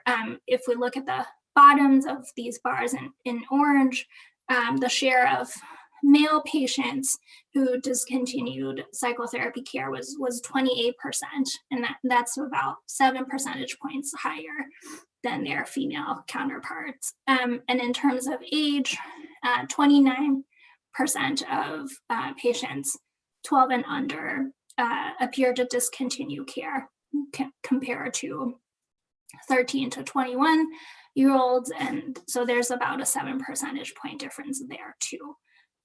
We did not observe any differences by payer or primary diagnoses, and the kind of sample size by geography, it's just a little bit too small for us to draw any meaningful conclusions. But our next steps are certainly to continue these lines of explorations and attempt to answer the other question that we raised earlier, which is about new behavioral health utilization. What type of diagnosis or treatments are occurring, and what are some of the challenges and barriers that face patients.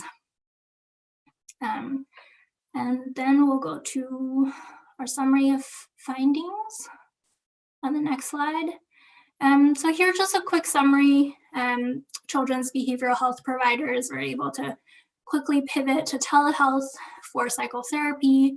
57% of the patients in our cohort transitioned all their care all their psychotherapy care to telehealth. 1 in 4 appear to discontinue. And those who discontinued psychotherapy care were slightly younger, more likely to be male. And for those who were able to continue their care in the early months of the pandemic, appear to increase the number of their visits. And then we will pause on the next slide of resources for anyone who's watching, and happy to take any questions from the commissioners.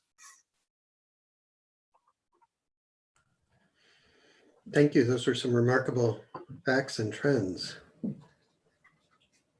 Blissfully, behavioral health has made a transition for many, many patients into telehealth. And finding how to continue that strikes me as very important. It's much more convenient for patients. It's maybe more convenient for many providers.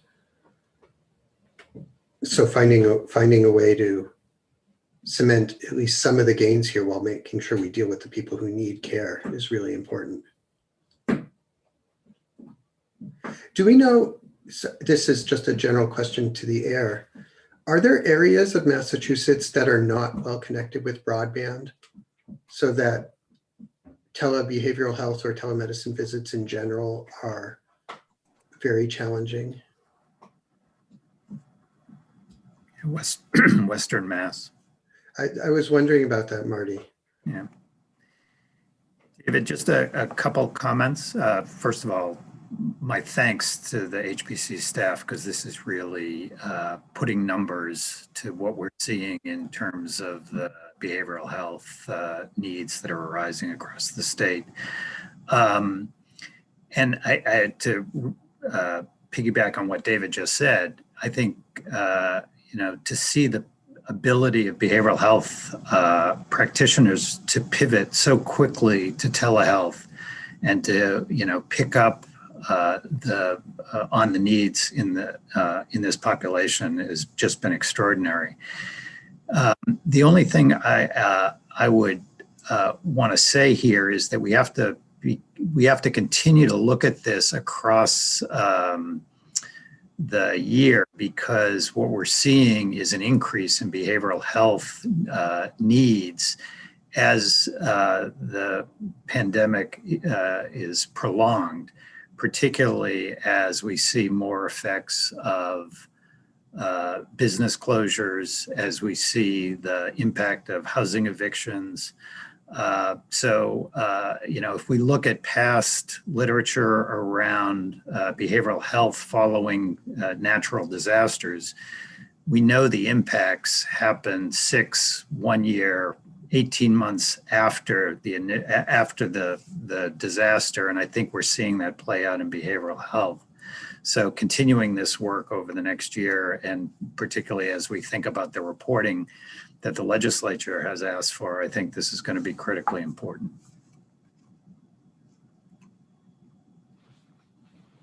Thank you, Commissioner, and thank you, commissioners, and great work, team, on this analysis.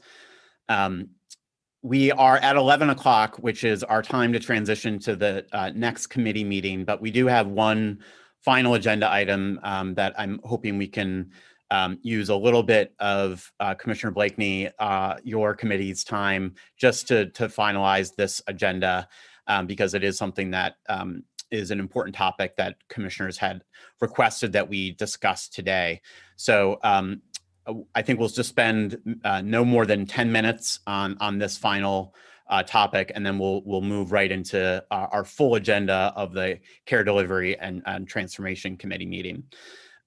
So this is really a process update for the commissioners to reintroduce the role that the Health Policy Commission has in the determination of need process. And so I'm going to ask Kate to quickly run through these, and then we can transition to the next meeting.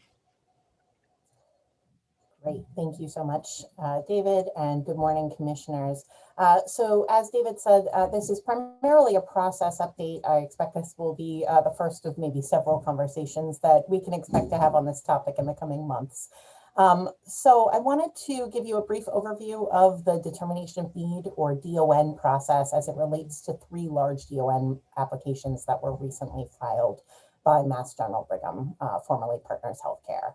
So as a reminder, providers are required to submit an application to the state's Determination of Need Review Program within the Department of Public Health before they can make certain changes in their operations. These include major capital expenditures, substantial changes in services, adding specific regulated equipment, and changes in hospital or ASC licensure. Most of those activities do not require a material change notice. So we do have a few overlaps. For example, if there's a hospital change in ownership, that might require both a determination of need as well as material change notice. But I'll note that here, where we are talking about major capital expenditures, that's not something that requires a material change notice through the HPC. But that does not mean that we don't have a role in the process. So even where there isn't a material change notice required, the DON regulations specifically provide that the HPC is a quote unquote party of record to the DON process, which means that we get copies of all of the filings, all of the supporting materials. If there are any independent cost analyses in association with the project, we get copies of those. And we have the explicit authority to provide comments into the DON program at multiple different points during the review. And we'll go over the timing of those in just a couple slides. So the Mass General Brigham DON applications propose 3 major interrelated projects. The applications have not yet been deemed complete by the department, so I'll note that they are not yet publicly posted on the DON website, but we expect that they will be imminently. That said, the parties do have to provide public notice that provides at a very high level an overview of the proposed projects. So I'm going to just give you the extremely high level from those public notices of the 3 projects. So first, There is a major expansion, renovation, and improvement proposed for Mass General Hospital, including the construction of a new building that will contain 482 new private beds, with the corresponding closure of 388 existing semi-private beds. So that's a net total of 94 new licensed beds, 54 med-surg, and 40 ICU. The application is expected to include relocated and expanded outpatient oncology services, 24 new operating rooms, and 7 new advanced imaging units. The second application is an expansion, renovation, and improvement of Brigham and Women Faulkner Hospital, including construction of a 5-story addition to Faulkner that will contain 78 additional med-surg beds, an 8-bed observation unit, relocated and expanded endoscopy, including 1 additional procedure room, a new MRI unit, and certain relocated radiology services, and shell space for future build out to accommodate clinical services. And I'll note that both projects also include other clinical services renovation projects. And finally, the creation of 3 new ambulatory sites in Westboro, Westwood, and Woburn. And there's an additional site I'll note that's been proposed in Salem, New Hampshire. That obviously is not subject to review by the Massachusetts Determination of Need program, but that is right over the border. Each site, including Salem, as we understand it, based on, again, what's been said publicly, is expected to include clinic space, an ambulatory surgery center, and advanced imaging, including a total of 5 new CT units and 5 new MRI units in the Massachusetts sites. So in total, the three proposals in Massachusetts, the 3 DON applications, are expected to involve approximately $2.3 billion in capital spending. Next slide. So DPH's review of these applications and all DON applications with a few detailed caveats that we don't need to go into, focuses on what's referred to as the DON factors. These are all laid out in the DON regulation and they're enumerated here on this slide. I'm not going to read them all given how tight we are on time, but I will flag in particular factor 2 here, that the DON program is expected to evaluate whether or not the projects align with the Commonwealth's goals for cost containment. In connection with that, the DON program does have the discretion to require that an independent cost analysis be conducted at the expense of the applicant to demonstrate that the project is consistent with the Commonwealth's healthcare cost containment goals, and they have done that in a few cases to date. DON regulations, as I said, specify that the HPC receives a copy of any independent cost analysis that's done. And then the DON staff compile their findings into a staff report, including an assessment of the compliance on each DON factor, any recommended conditions for approval. And then for projects like those proposed here, the staff report is presented to the Public Health Council for review, and the council may approve or reject the staff recommendations, add or modify conditions, or require more input or study. Next slide. This slide is just an overview of the DON timeline and the opportunities for comment. The top part of the graphic above the arrow shows the key points in the DON review process, and below the arrow, you'll see the different points at which the HPC can provide comment into the process. So on the far left, you see that the timeline starts when the application is deemed complete. As I noted up top, that has not yet happened, but that's imminent. That will happen any day now.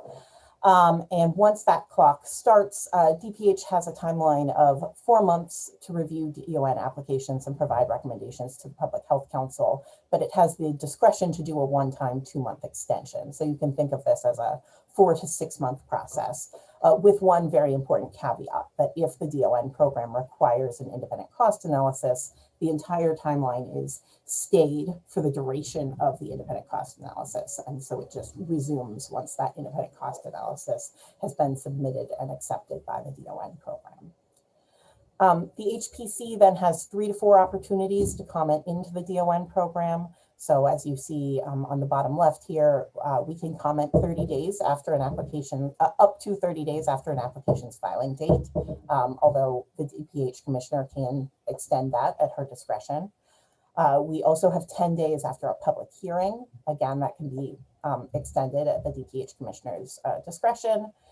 If an independent cost analysis is requested for any or all of these applications, the HPC would have the opportunity to comment for 30 days after the ICA has been accepted. And finally, as a party of record, the HPC will receive a copy of the staff report at least 30 days before the Public Health Council hearing, and we would be able to submit comments at least 20 days before the Public Health Council hearing. So effectively, there would be a 10-day window in which we could comment at the end.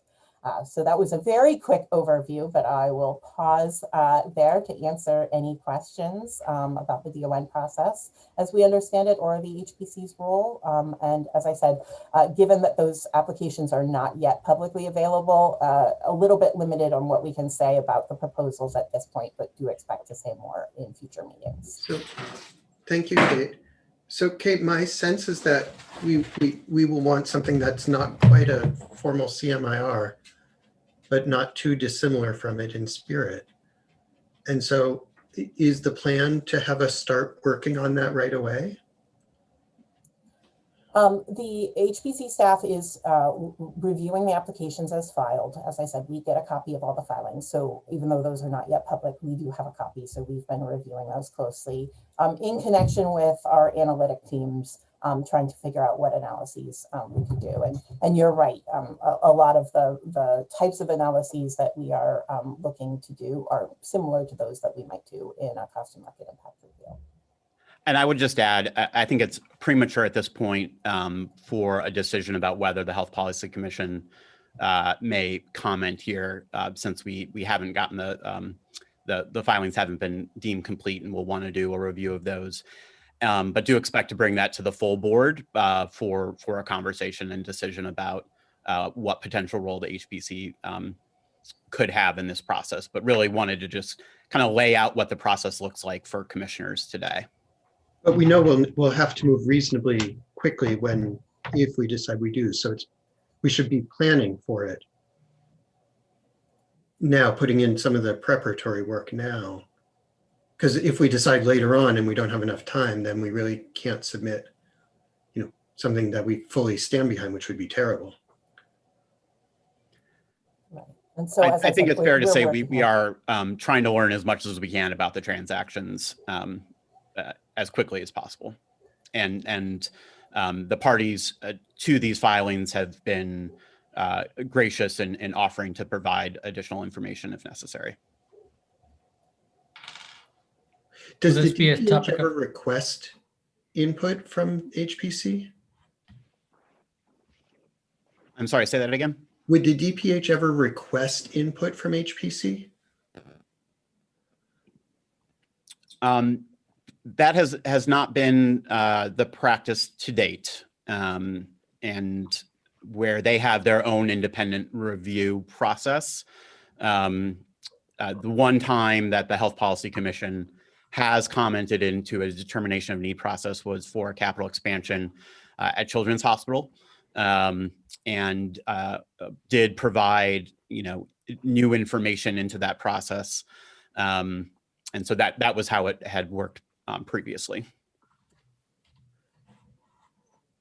Tim, please.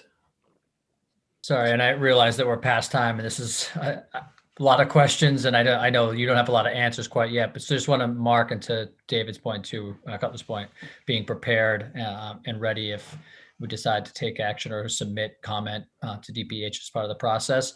Would this be a discussion at the next board meeting about when would be the timeline for us to make that determination? I know it's not complete and that triggers all these things, but do we anticipate that this would be a decision at the next board meeting? I think that's a fair timeline for when we would bring this to the full board for discussion. Thank you. Stuart, do you want to add anything here? I don't know if you're, I don't see your screen, but do you want to add anything?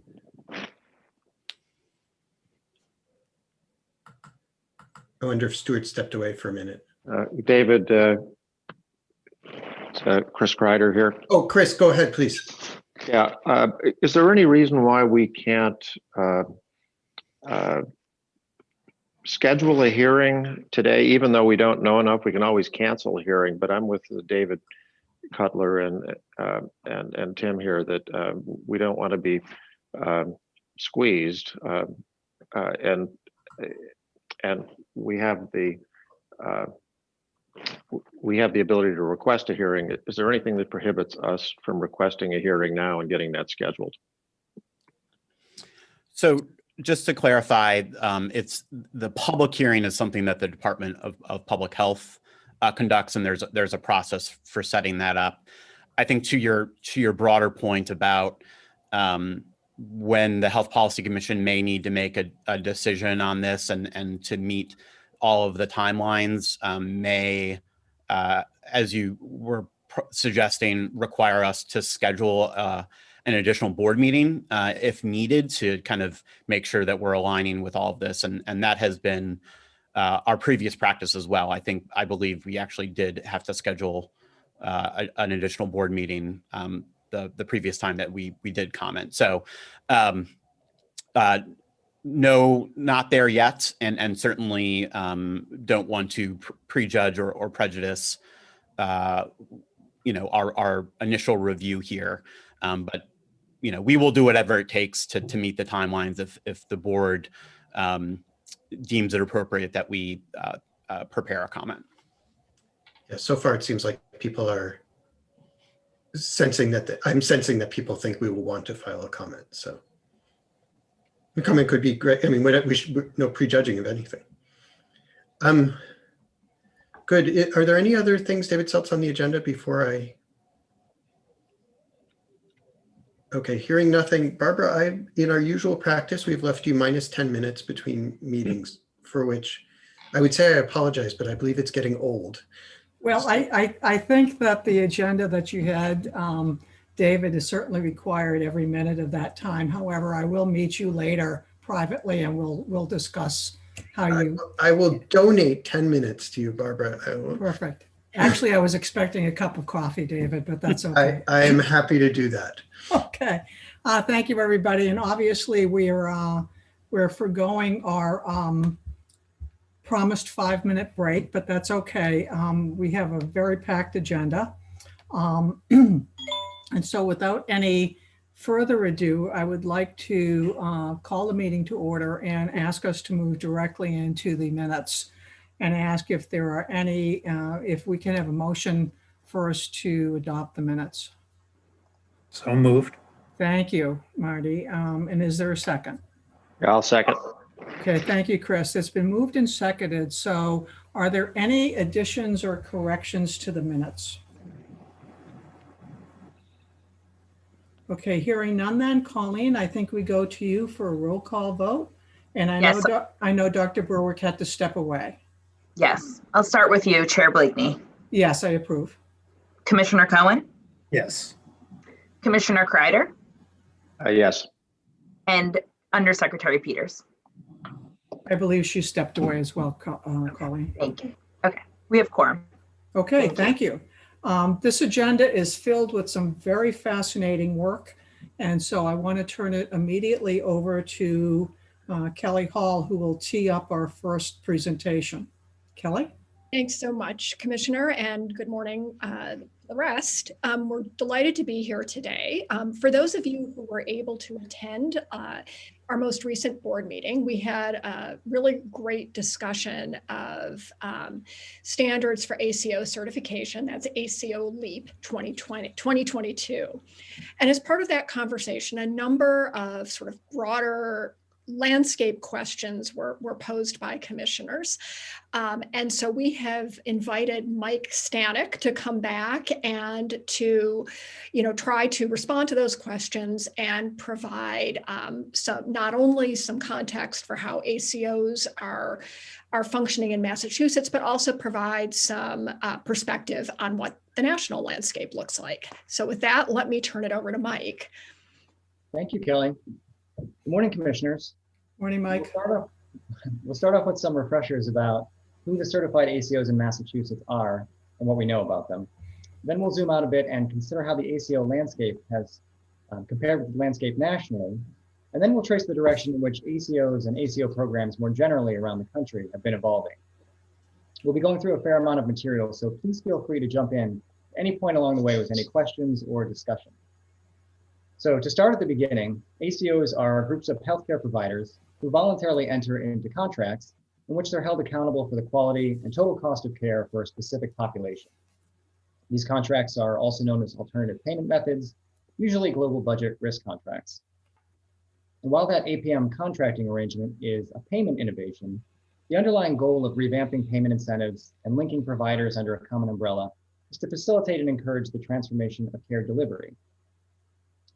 Many ACOs around the country represent new relationships between providers, although in Massachusetts, many ACOs are associated with pre-existing health systems. The HBC certification program, particularly in the new ACO LEAP 2022 standards that the board approved last month, focuses on the care delivery transformation aims of the ACO model. We expect ACOs to hold one or more risk contracts and to have a dedicated governance structure as definitional prerequisites, but our standards focus on aspects of care delivery transformation, namely on ACO capacities to learn from and improve upon their efforts over time, as we discussed last month. As we know, healthcare organizations can be complex. A single health system may contain multiple entities that hold risk contracts with different payers. Our certification program holds each of these bodies to our standards, but the certification itself is granted to the level of the organization that has common control of all these contracting entities. In some cases, the certified ACO itself holds risk contracts with payers, and in some cases, it does not. Next slide, please. I want to reorient you all to who the certified ACOs in Massachusetts are. Currently, 16 organizations hold an HBC ACO certification. Most of them last received their 2-year certification at the end of 2019, but a couple did receive it at the end of 2020. You'll see a number of familiar names here and a number of prominent health systems around the Commonwealth. The composition, service areas, and size of the certified ACOs vary widely. Half are anchored by at least one academic medical center or teaching hospital, and 5 others include at least one community hospital. 3 ACOs are physician organization-led with no hospital participants. The certified ACOs are also diverse in size based on the number of attributed patients, from fewer than 30,000 ACO attributed patients to more than 600,000. That diversity is gratifying to see because it's been a goal of our program to ensure that certification is within reach of provider organizations of varying sizes, experience, organizational models, technical capabilities, populations served, and locations. In the past, I know there have been some questions from this group as to what other ACOs exist in Massachusetts, apart from those who have chosen to pursue certification. Here we have listed other provider organizations in the state that have reported to the HBC as part of the Massachusetts Registration of Provider Organization program that they hold at least one global budget risk contract. This could be a Medicare Shared Savings Program agreement or a commercial ACO contract. So there are a few other organizations we might term ACOs on that basis, but not all that many. Next slide. Here we show some high-level statistics about the risk contracts held by the certified ACOs in the Commonwealth. As you all know, by holding ACOs accountable for the cost and quality of care provided to attributed patients, risk contracts mitigate some of the volume incentives in traditional fee-for-service contracts that can discourage innovative care delivery models. Risk contracts offer financial incentives for ACOs to contain costs, provide quality care, and find efficiencies in care delivery. ACOs, in turn, may share those incentives with participating providers through performance-based compensation and/or internal fund flow arrangements. Our 16 certified ACOs collectively hold 100 risk contracts, with the large majority being commercial risk contracts. This isn't particularly surprising given that there are more commercial payers and several are active in risk contracting in the Commonwealth. These 100 contracts collectively cover nearly 3 million Massachusetts patients, or more than 40% of the state's population. The ACOs are experimenting with risk on their PPO populations, which we know can be more challenging due to reliance on patient attribution instead of assignment, as well as the challenges of managing care for patients in open network insurance products.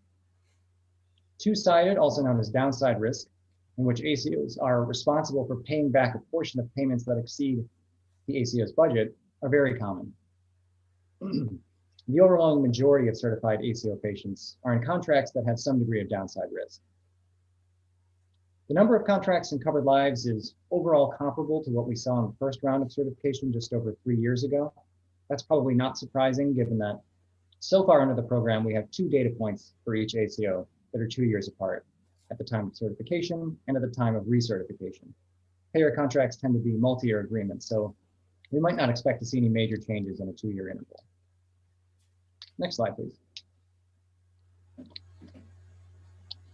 So moving beyond risk contracts, here we've collected a variety of information from our last ACO application cycle.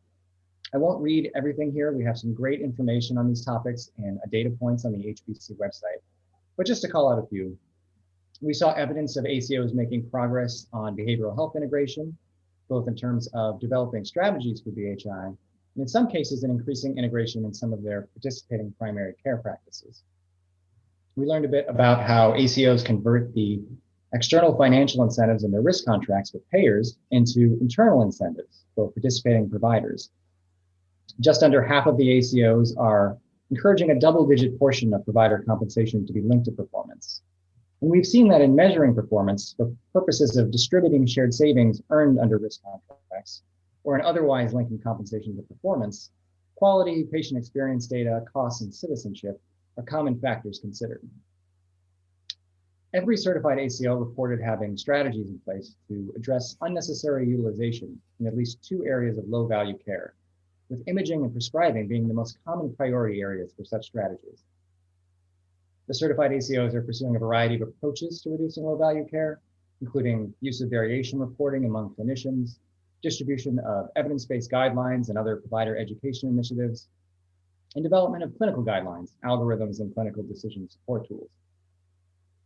Finally, the most common strategy the certified ACOs have implemented to manage post-acute care utilization and spending is use of dedicated staff like nurse care managers or social workers to facilitate post-acute transitions. Next slide, please. Now, I want to share a couple observations about how the environment in Massachusetts may differ from the national environment for ACOs and risk contracting. The national picture here is based on data released by Levitt Partners, a specialized healthcare consulting firm founded by a former HHS secretary, which has its own proprietary database of ACOs and risk contracts from around the country. That group periodically releases summaries of their data in the Health Affairs blog, and that's where the US numbers shown here are derived from. Both the state and national numbers here are from late 2019. I think it's probably best to take the national numbers with a grain of salt, but they do provide a helpful reference point for scale. We can see here that both nationally and in Massachusetts, the largest number of lives under risk contracts are in commercial risk contracts. Nationally, the next biggest chunk of risk lives is in Medicare, largely due to the large number of ACOs and patients that participate in the Medicare Shared Savings Program. Nationally, only about 10% of risk lives are Medicaid patients. However, in Massachusetts, following the launch of the MassHealth ACO program in 2018, we actually have more Medicaid lives than Medicare. We'll talk a little later about some differences that have been observed between hospital and physician-led ACOs nationally, but for now it's worth noting that a greater proportion of our certified ACOs are hospital-led relative to ACOs nationally. ACOs here tend to be associated with existing health systems that include hospitals. Next slide. This is a rough snapshot of where risk contracting stood in late 2019 as a percentage of covered lives in each of the market segments shown here. The national percentages shown here are obtained by considering the estimates from the Levitt Partners research on ACO lives by market segment, relative to Kaiser Family Foundation figures on the total number of Americans enrolled in each of these types of coverage nationwide. The Massachusetts figures compare risk contract enrollment as reported to the Health Policy Commission by the ACOs with total statewide enrollment numbers in each of these types of coverage released by CHIA. Now, some caveats here. The Massachusetts percentages pertain only to our certified ACOs. Risk contracts outside of those held by certified ACOs would not be captured here. More generally, matching numbers from different data sets can always be a little tricky. So this is probably best thought of as somewhat back of the envelope. but it's a fairly consistent story that risk contracting is more prevalent here than in the United States generally. I would also add that while, as we've seen, the large majority of risk contracts among certified ACOs have downside risk, there are some national findings from the National Survey of ACOs that suggest only a third of ACOs nationally hold at least one contract with downside risk. So in that respect, Massachusetts is rather unusual. Next slide. Now I'm going to pivot a bit into a very brief tour of some of the payers, regulators, and other relevant groups that dot the ACO landscape. Medicare has been a major factor in the development of ACOs ever since the Medicare Shared Savings Program launched almost a decade ago. The design of that program, its national reach, and the transparency around its requirements and results have all helped to make the MSSP a central part of the national conversation around ACOs. The MSSP imposes some requirements on participating ACOs. These include requirements around shared governance and legal authority to distribute shared savings or repay losses. Relevant to the ACO LEAP 2022 standards that the board approved last month is the MSSP emphasis on evidence-based medicine, the improvement of care over time, and patient-centeredness. These are all consistent with where the HBC standards are going. While the MSSP is the most widespread and accessible Medicare ACO program, other notable ACO programs include the Pioneer ACO model and its successor, the Next Generation ACO model. These were run out of the CMS Innovation Center and were targeted at providers with greater experience and capacity to take on risk. The Next Gen ACO program was supposed to sunset at the end of 2020, but CMS has extended it through the end of this year. Next slide. Medicare's ACO programs have evolved over time. Notably, and most recently, CMS made important changes to the MSSP in 2019, updates known as Pathways to Success. The changes simplified the payment tracks for ACOs, streamlined the MSSP quality measure set, accelerated the transition to two-sided risk for ACOs, and accelerated CMS's efforts to phase regional spending into the calculation for an ACO's cost benchmark. It also created flexibilities for ACOs defined as low revenue to help support smaller, more rural, or physician-led, or otherwise more resource-constrained ACOs. These changes are the latest in an ongoing evolution of the program to ensure that the cost benchmarks ACOs are held to make policy sense and are fair. For instance, not unduly advantaging ACOs that are relatively high cost or inefficient, or disadvantaging relatively low cost or efficient ACOs. This is why we've seen CMS shift toward considering regional costs and cost trends and seeking to ensure the incentives to continue transforming care delivery doesn't evaporate as an ACO achieves savings. CMS has also seemed interested in finding ways to strengthen the incentive for care delivery transformation. In announcing Pathways, Seema Verma wrote that results show that ACOs that take on greater levels of risk show better results on cost and quality over time. I think that's an important window on thinking at CMS that led to those changes. It is worth noting that some experts raised concerns about the push toward downside risk, noting that savings relative to the program's benchmarks in the early years of the program likely understated actual savings relative to likely Medicare spending in the absence of the program.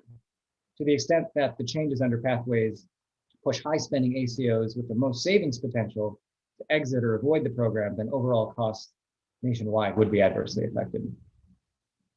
CMS is also pursuing other new options, successors to the Next Generation ACO model, for advanced ACOs and other entities.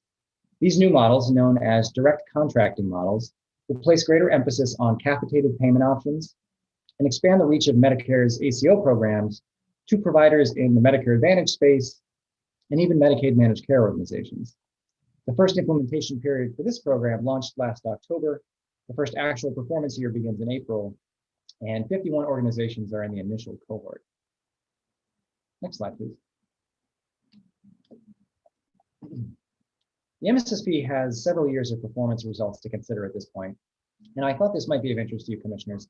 These figures are taken from a recent analysis of the MSSP results that was published on the Health Affairs blog by some folks from the Duke Margolis Center for Health Policy and Levitt Partners. A few general observations. The number of participating ACOs generally ticked up during the time period shown here. Of course, this isn't a totally stable cohort, and there are comings and goings of ACOs each year, but on net, the program expanded for the first several years before stabilizing and we've been declining slightly recently. I will note that this displays years that are settled and for which performance data has been out there for analysis.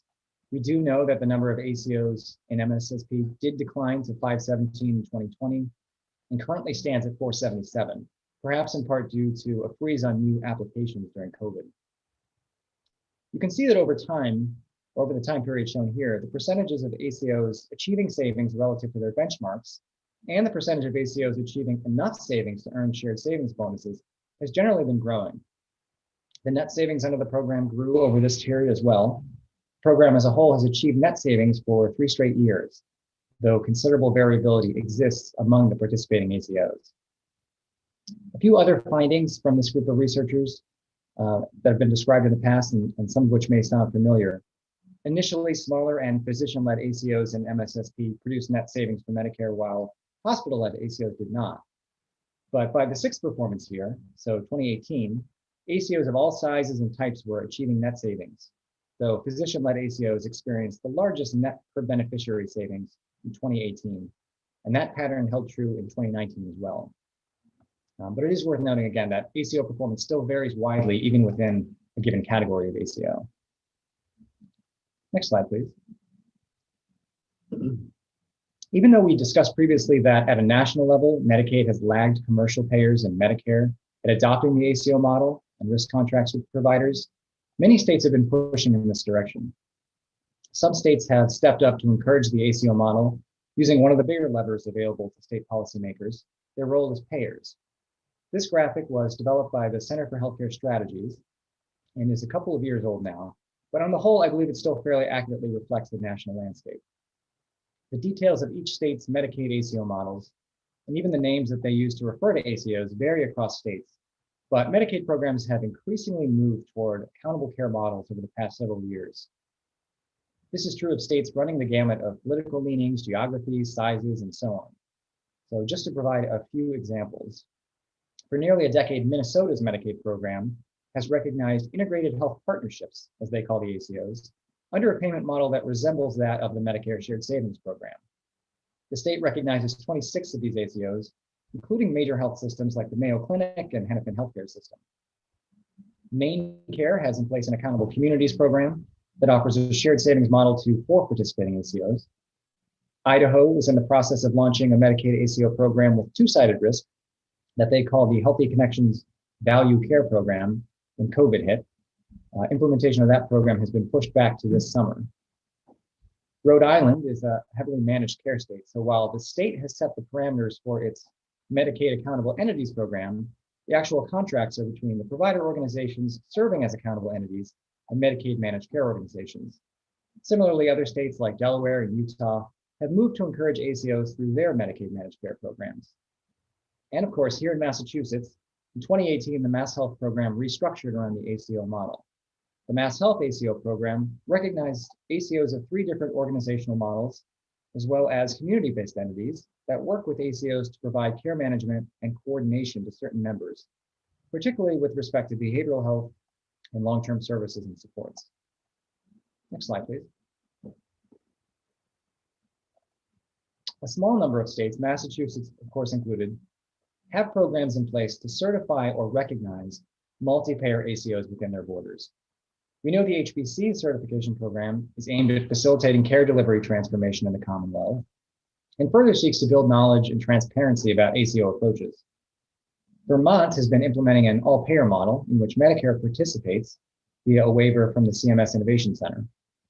The ACO certification standards of Vermont's Green Mountain Care Board, the independent board responsible for overseeing the state's ACO model, among other things, cover a range of legal, financial, operational, technical, and care delivery requirements for ACOs that receive payments under the state's all-payer model. At present, only one ACO, known as One Care Vermont, is certified, but the future formation of other ACOs in the state is possible. New York has offered a voluntary ACO certification through its Department of Health for several years. The certification focuses on factors like mechanisms for distributing shared savings payments to providers, patient protections, care coordination, and implementation of quality management and improvement programs. Certification can provide ACOs with access to exemptions from state antitrust laws and the state's ban on the corporate practice of medicine. Texas has had state legislation in place since 2011, allowing the state's Department of Insurance to license healthcare collaboratives, which are effectively ACOs, though the definition does leave the door open to payers participating in a healthcare collaborative in addition to providers. The first such collaborative was not licensed until 2019, and this program is somewhat reminiscent of the risk-bearing provider organization certification that we have here in Massachusetts through the Division of Insurance, but it does delve into questions of governance and quality improvement programs. Next slide, please. Outside of the handful of state ACO certification programs we just discussed, the standards to which ACOs are held in practice are generally dictated by their payer contracts. Indeed, the proliferation of risk or ACO payer contracts, the potentially different signals that they send to ACOs, was an important impetus for the creation of the HBC's multi-payer certification standards. There are some national organizations that have waded into this area to try and fill some of that void. The National Committee for Quality Assurance, which is well known for accrediting health plans and offering a voluntary patient-centered medical home recognition for primary care practices, is one example.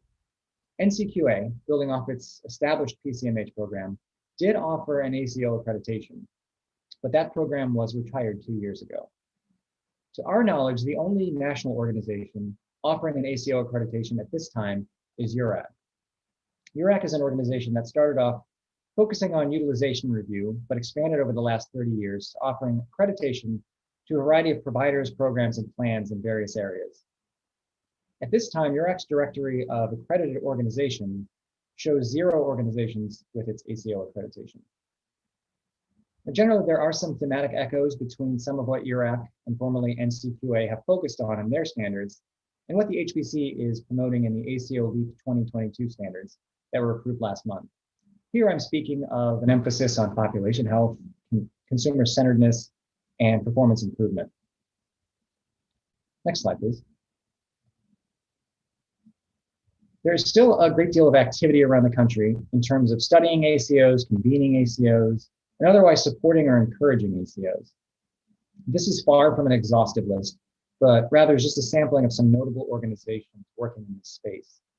The Dartmouth Institute for Health Policy and Clinical Practice studies ACOs, including by periodically fielding the National Survey of ACOs, which provides information about characteristics and activities of ACOs with Medicare, commercial, and/or Medicaid contracts.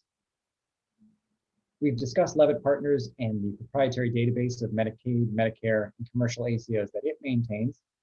That organization also fields the National Association of ACOs, Levitt Partners Annual ACO Survey, which provides another window on ACO's activities. Levitt is also involved in the Accountable Care Learning Collaborative, nonprofit peer learning member organization founded by former HHS Secretary Mike Levitt and former CMS Administrator Mark McClellan. It includes a wide range of participants from the health sector and is focused on accelerating the transition to value-based care. That group works to help its members to build organizational care delivery competencies needed for providers to succeed in risk contracts. Lastly, CMS established the Healthcare Payment Learning and Action Network 6 years ago to provide a forum for public-private partnerships to help the U.S. healthcare payment system meet or exceed Medicare's goals for APM adoption. HCP Land sets goals for APM adoption, and it conducts a national effort to assess the adoption of ACOs over time to track progress towards those goals. That tracking process incorporates data from a large sample of payers that represent nearly 80% of covered Americans and provides a comprehensive snapshot for measuring progress on payment reform. I have included the most recent actual figures they've put out, as well as goals that HCP Land has released for adoption of two-sided risk in the first half of this decade. As you can see, they are continuing to be fairly aggressive in their goal setting. Next slide, please. I want to end on a note about what we know so far about ACOs that seem to be performing well. At this point, the nation has had several years of experience with ACOs. Some entities, like the Healthcare Transformation Task Force and the HHS Office of the Inspector General, have done more detailed studies of specific ACOs, conducting interviews with ACOs that performed well on cost and quality under the MSSP. This is my imperfect attempt to distill some of the key factors that they identified. Culture, from board-level commitment and involvement down to physicians, including starting at recruitment and continuing through co-creation of things like project plans, was an important success factor. In successful ACOs, the culture shift extends beyond the organizations to patients as well via education, shared decision-making, and promotion of self-management. Certain key processes were also very important. These include use of care coordinators and embedded staff in a variety of care settings, identification of high-risk patients and deployment of population health management programs, and development of clinical partnerships with preferred providers, particularly for post-acute care to manage spending. Also critical were data, information, and technology for enabling communication and care coordination within and outside the ACO, providing actionable data on cost, quality, and gaps in care, and facilitating performance evaluation and improvement. And finally, a whole person focus that incorporates data and technology, staff, processes, and new partnerships to address behavioral health and social factors that impact health is also common to successful ACOs.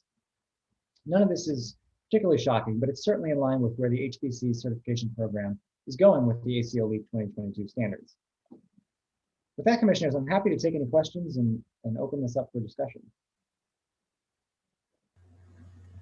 Thank you, Mike. That was a great presentation and a wonderful review, as well as a substantial amount of new and evolving information. So at this point, let me open this up to discussion. Are there any comments, thoughts, or questions for Mike? Sure, I'll go, Barbara. Yes, thank you, Chris. Thank you, Mike, for the thorough overview. The direct contracting entity program that is, I think, launched as of January 1st. That's the direct capitation program. Do we have an idea of, among our ACOs in Massachusetts who among them have embraced that model? What fraction of the ACOs and within that, what fraction in Medicaid in particular? At this point, so there are 51 ACOs around the country that are doing direct contracting in this initial cohort, and none of them are Massachusetts-based ACOs from what I've seen. And I think that's probably because we do have some next generation ACOs in the state, and that program is continuing through the end of this year. So I'm imagining that they're sticking with their existing model for the duration of the year at least.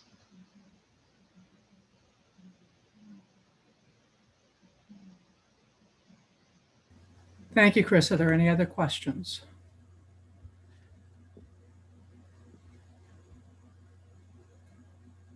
Colleen, I'm not seeing anybody. Are you? Okay. Thank you, Mike. It was a great presentation, and I very much appreciate all the effort that you put into the presentation. It was quite helpful. We're going to be moving on now to the MassUP program, and I'm going to again turn it back to Kelly to tee this one up as well. Kelly? Yeah, thank you, Mike, and I'm happy to tee up this next item. So some of you may recall that last summer, the board approved four awards under our MassUP investment program. MassUP, as you might recall, is a multi-agency effort to address the upstream causes of poor health outcomes, disparities, cost, and quality. Since that time, we've been working very, very closely with those four awardees, first to complete the necessary contracting processes, but frankly, more importantly, through a mandatory 6-month planning period. That planning period is now drawing to a close. So we're not there yet, we're close, but so we thought it was a good time to come back to this group and give you a sense of what we're seeing and what we're learning.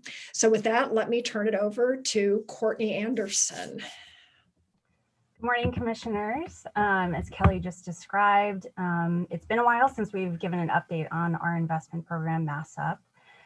So today I'll give a short overview of the program, give an update of each of the awardees' activities to date, and we'll give you a snapshot of our technical assistance and evaluation processes.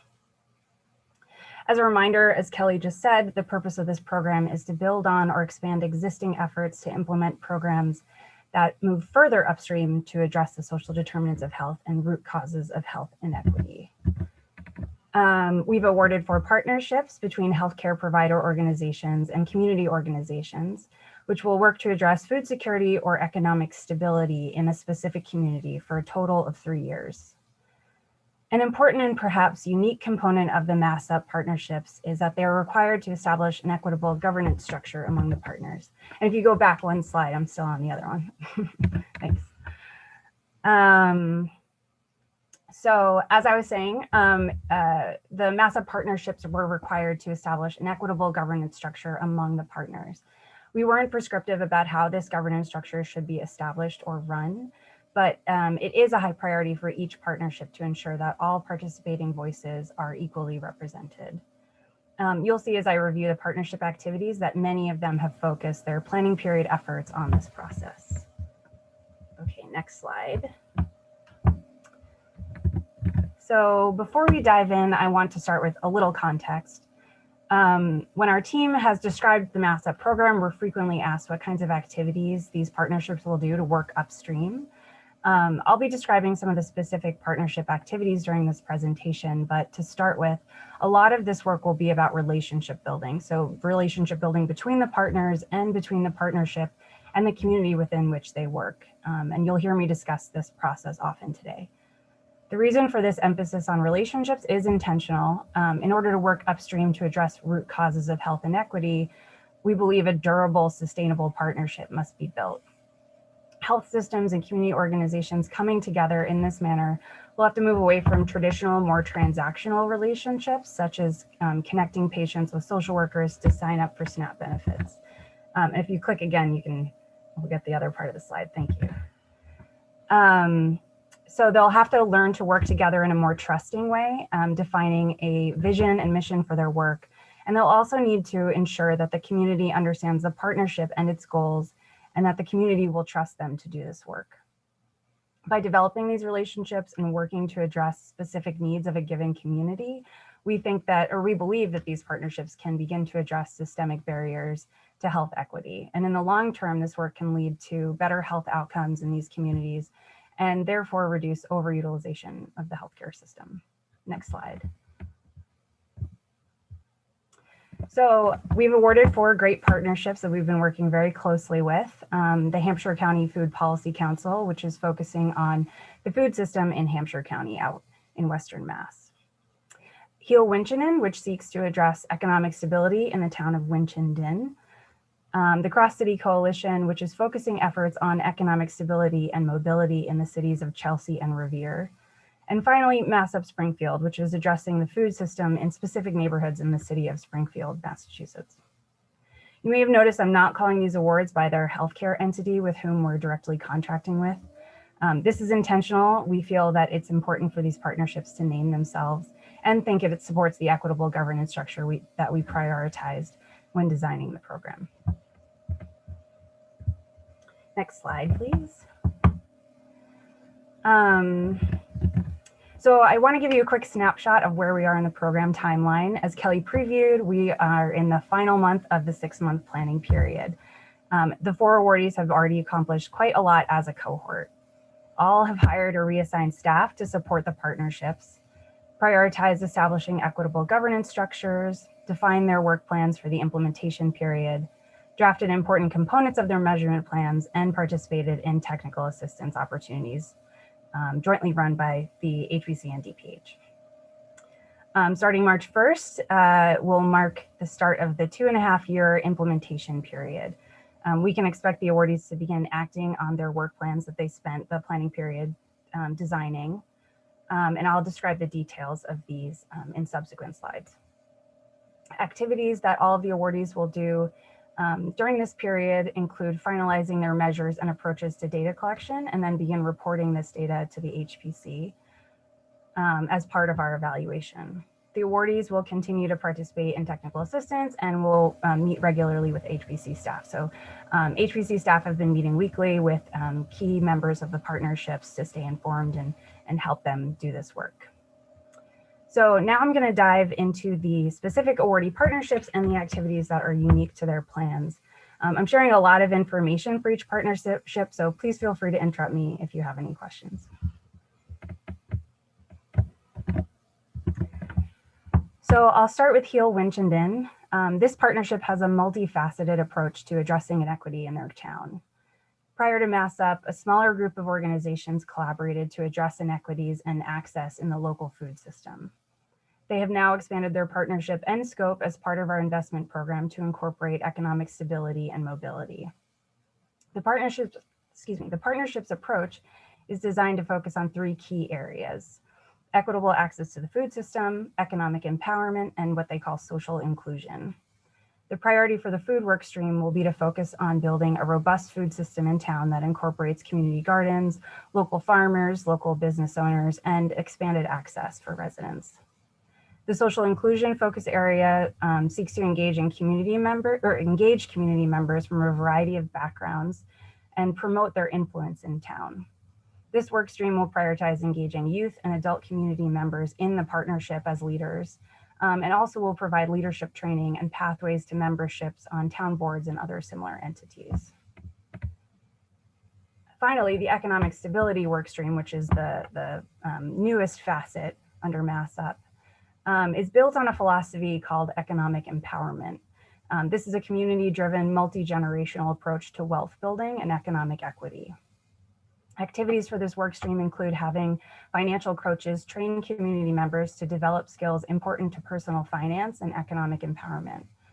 In support of this work, the GFA Credit Union, which is a local bank and one of the partners, will expand access to banking tools that are often out of reach for many people with lower incomes. During the planning period, the partnership began a process of ensuring that each partner organization has established a diversity, equity, and inclusion policy. In December, Heal Winchendon Steering Committee participated in a DEI training, and subsequently staff from each partner organizations also received this training to facilitate incorporation into each organization's policy. The partnership also identified community residents, including youth, for leadership roles within the partnership in the community. Financial counselors are being hired currently and to carry out the skills-based financial empowerment trainings. Heal Winchendon also held a community-wide webinar to review its goals for the coming years. During this webinar, partners solicited feedback from Winchendon residents, business owners, and other individuals invested in the town, and incorporated their feedback into the partnership's plans for the implementation period. Once the implementation period starts in March, the partnership will begin activities that will support resident and youth-led leadership opportunities. And in fact, they actually are starting this week. They are doing a community-led cooking class via Zoom. Some additional activities for this group will include leadership training and development of the community engagement strategies, as I just said. Financial coaching will also begin. The coaches will be situated at the Winchendon Community Action Council and will provide individual and group learning opportunities to expand the economic skills of those in town. And throughout the implementation period, the partnership will continue to create alignment between these 3 pillars and work streams to maintain its holistic, multifaceted approach to addressing upstream challenges. Okay, next slide, please. So because of the pandemic, each of these partnerships have had to think deeply about how to engage community members in a safe and equitable way. Early on, the challenge was ensuring that residents and other community participants had access to the internet, access to Zoom, and other similar resources in order to just participate in these partnerships. As time has gone on, the partnerships have established a variety of methods to safely spread the word about their work.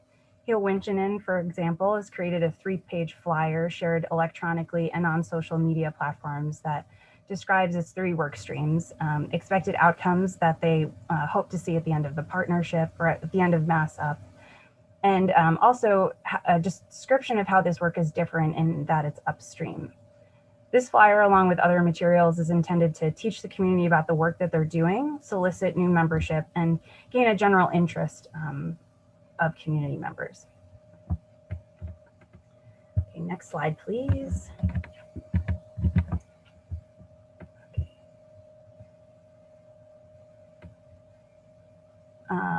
So the partnership working in Hampshire County has gathered together to establish a county-wide coalition to address food insecurity by establishing a robust food policy council.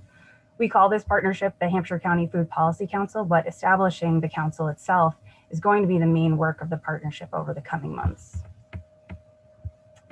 During the planning period, this partnership has prioritized community engagement and intentional design of the Food Policy Council governance structure.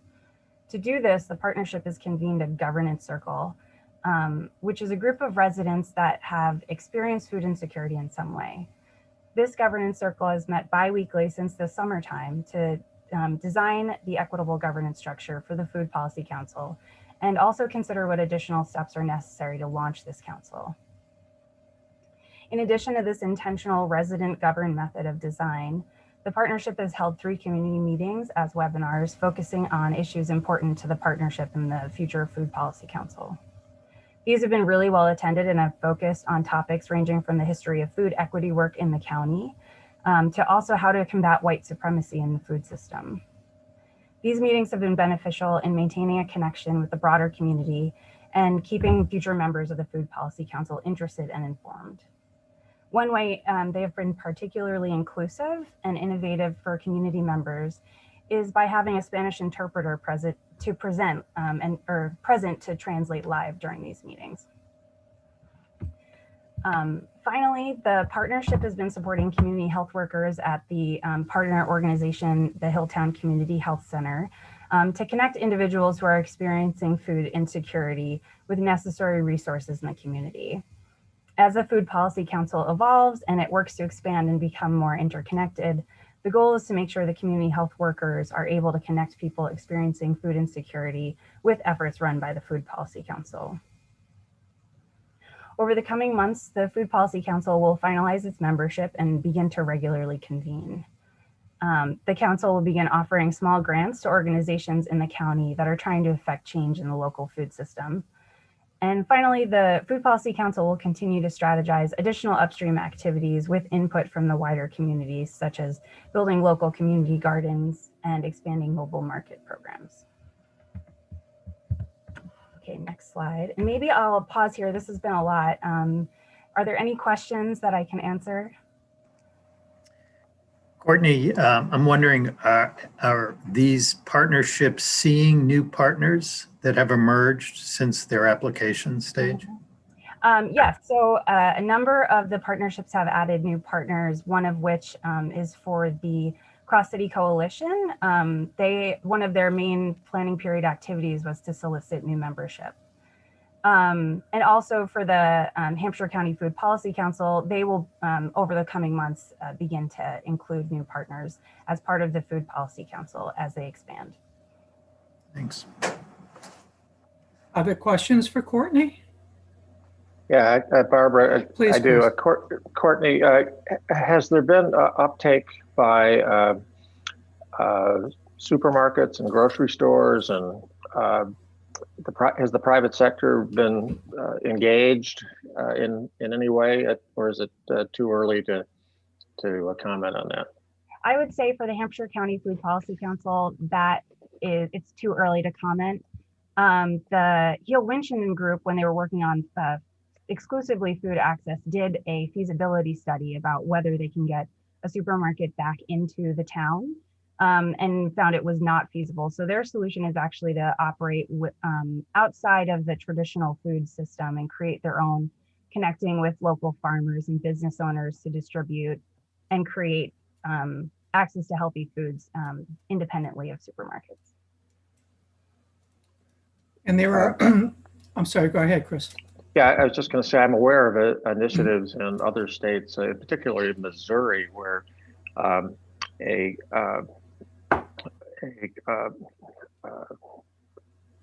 plan is being rolled out for Dollar General stores, which tend to be the like Walmart's on a 10% footprint, but they've started to push fresh fruits and vegetables, and because they are the only grocers for so many of these rural communities in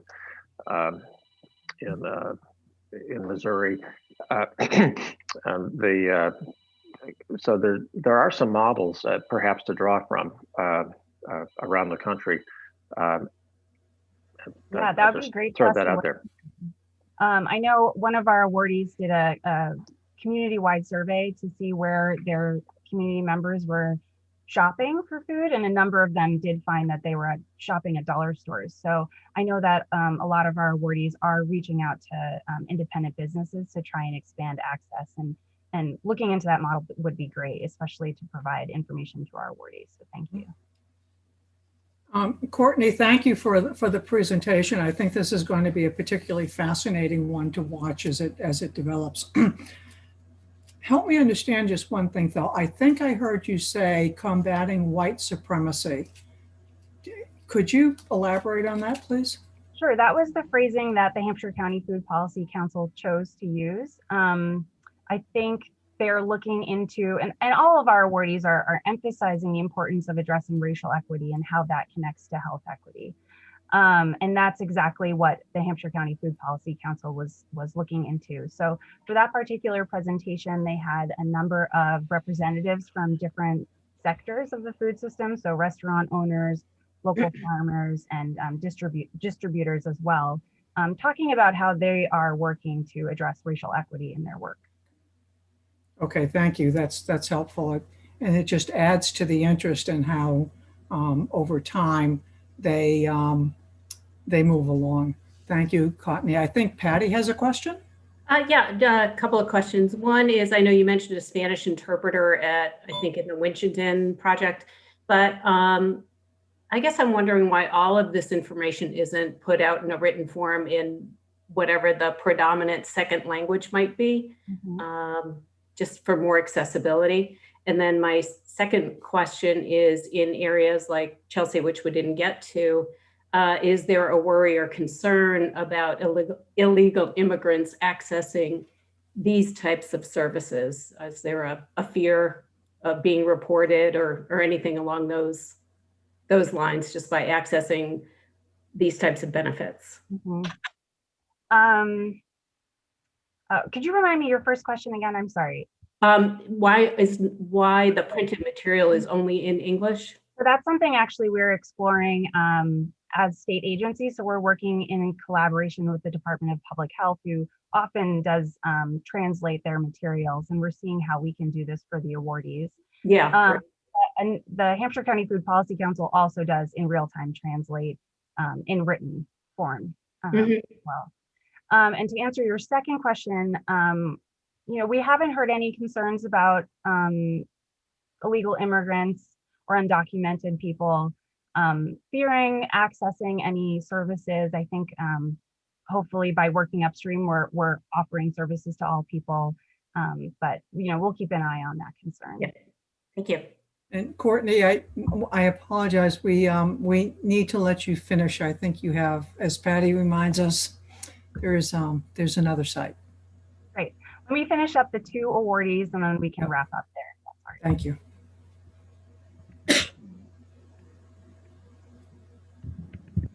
Okay, so the Cross-City Coalition of the cities of Chelsea and Revere are coming together to focus on the economic stability and mobility of their cities. The coalition's main approach to this is to focus on the local job market and skills of their residents by aligning the two cities' workforce development plans, coordinating with local employers to create good jobs, and ensure that community residents have the skills needed to become competitive in the current job market. Over the planning period, the partnership is focused on reaching out to other organizations who may want to join the coalition. In addition, both cities are currently reviewing their workforce development plans, which the coalition has access to drafts and have been actively reviewing. These are used to inform the strategic direction of the partnership and their intentions for the implementation period. Looking ahead, the Cross-City Coalition plans to align the two cities' workforce development efforts as informed by their respective workforce development plans. The coalition will work to define what a good job is, for example, with respect to wages, benefits, and promotional opportunities. The coalition will then work with and collaborate with employers to encourage them to adopt these standards. The coalition is also committed to supporting women and minority-owned businesses and will seek to partner directly with these business owners and provide support through technical assistance, opportunities, and potentially providing access to capital for these business owners. Like the rest of us, all of these partnerships have had to pivot their plans and be flexible as a result of the global pandemic, but I'd like to spend some time highlighting how the pandemic has affected the Cross-City Coalition in particular, as an example. In their application to MassUP, the coalition focused on expanding jobs in emerging local sectors, hospitality, healthcare, construction, to name a few. Yet come March 2020, a lot of these job sectors have been significantly affected by the pandemic. This partnership in particular has had to stay nimble and follow these sectors to see how they are continuing to be challenged and changed during the pandemic to enable them to successfully leverage post-COVID growth sectors.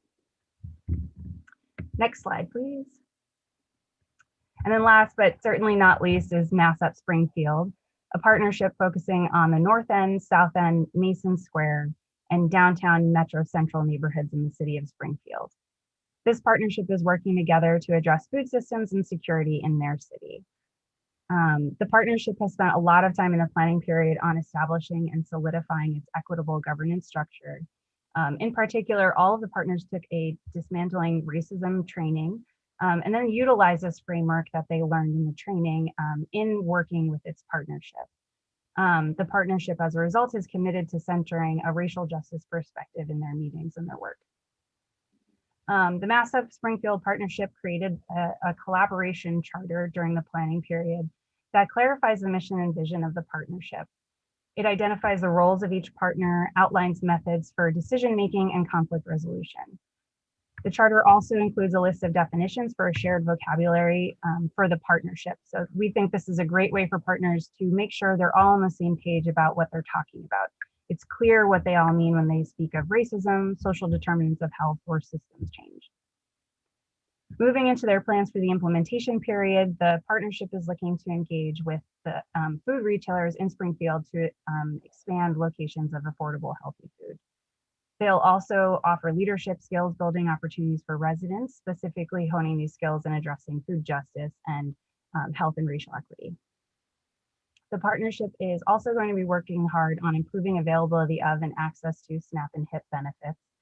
Part of this work will consist of examining options for policy advocacy to bolster the HIP program. And another part will consist of an engagement strategy that will focus on educating the community about what benefits and resources are available to them. MassUP Springfield has been very considerate in planning how to engage the community during COVID and has considered a number of solutions, including leveraging social media platforms to raise awareness and serve as a resource library for educational materials for residents. And I'll stop there to make sure we can answer any more questions and that Vivian has enough time to present her slide. Are there any additional questions for Courtney?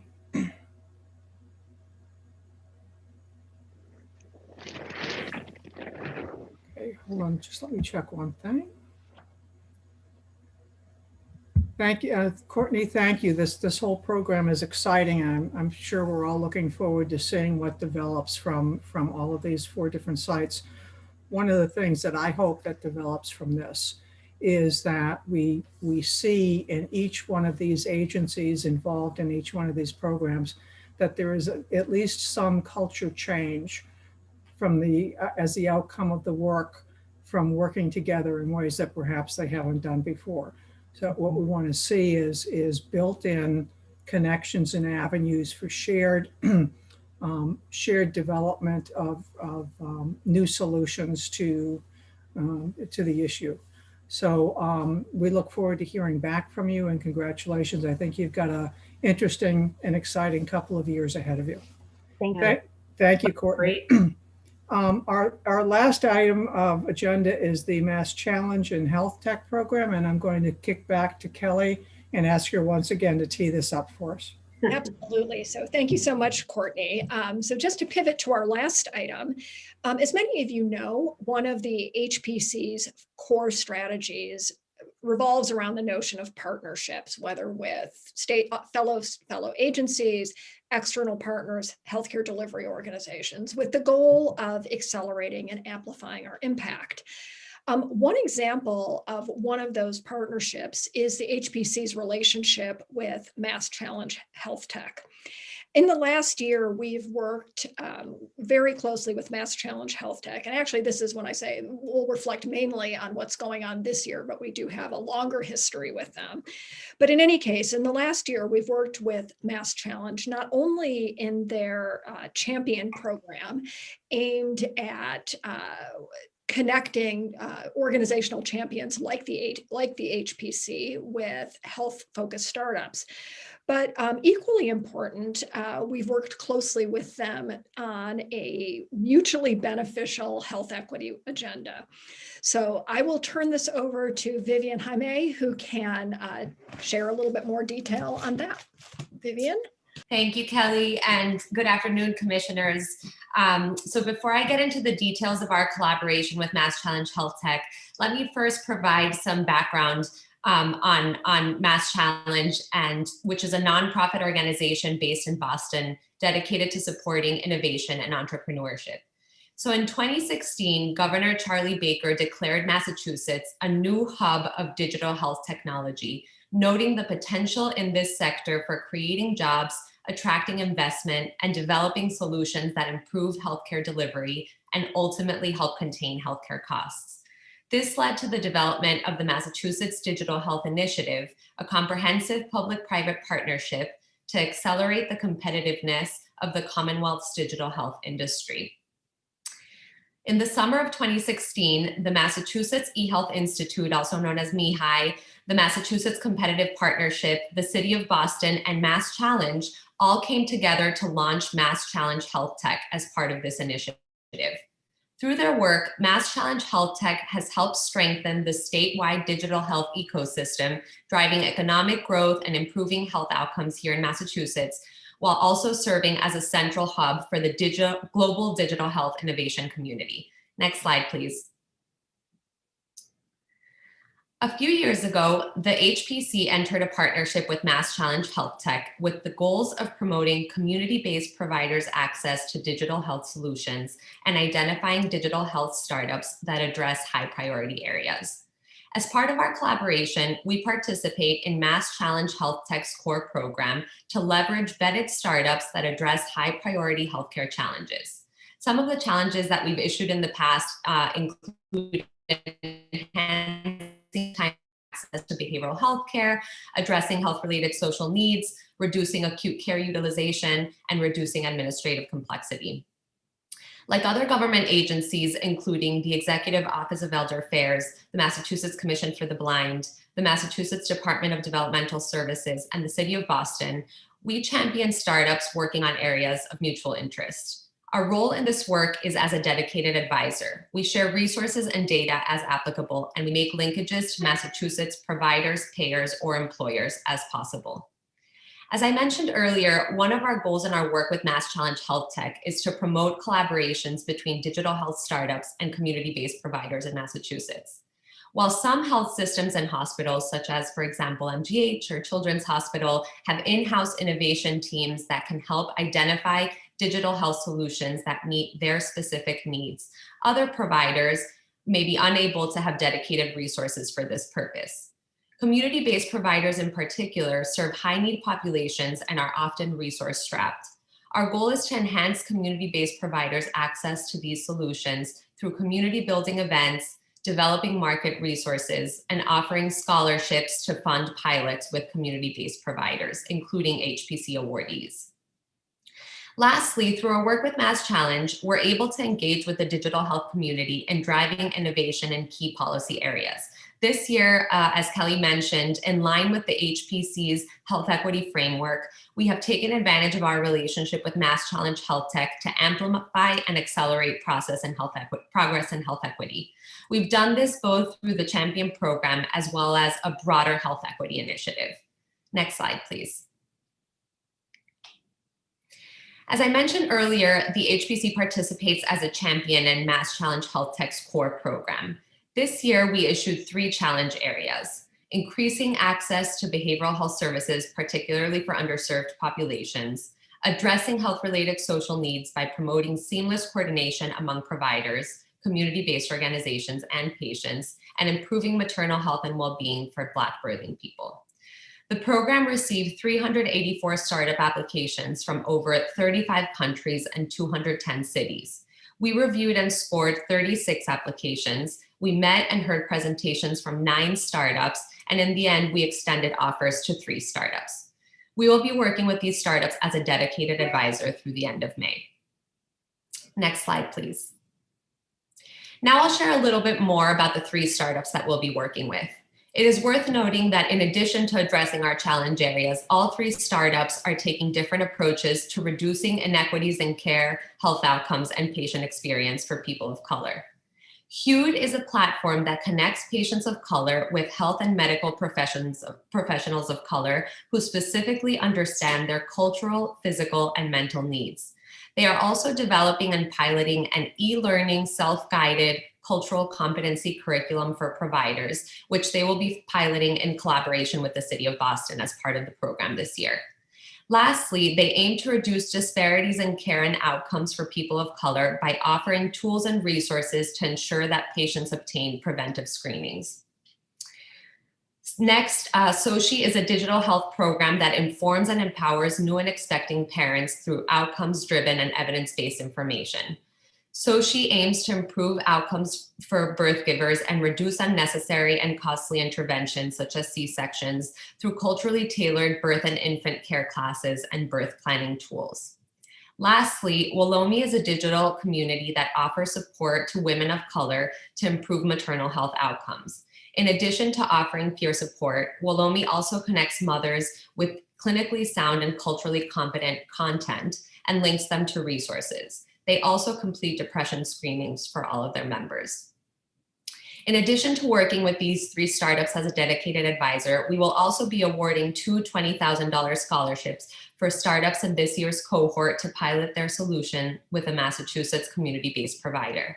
We have received 20 applications, so 1 more than when I prepared these slides, and we are in the process of reviewing them now. Next slide, please. I'll now switch gears and talk about the Health Equity Initiative. This past summer, we held some strategic planning sessions with MassChallenge HealthTech and began exploring the role that digital health solutions and the digital health community could play in advancing health equity. MassChallenge HealthTech noted that a majority of the challenge areas submitted for this year's cohort included health equity component. As you can see from the Wordle on this slide depicting the most common words included in the challenge areas, you'll note they mention access, affordability, social determinants of health, underserved, inclusion, and disability, among others. Together, we thought about how we could leverage this digital health community of industry leaders and startups to reduce health inequities, to ensure that solutions are accessible to all populations, and to support entrepreneurs from communities of color.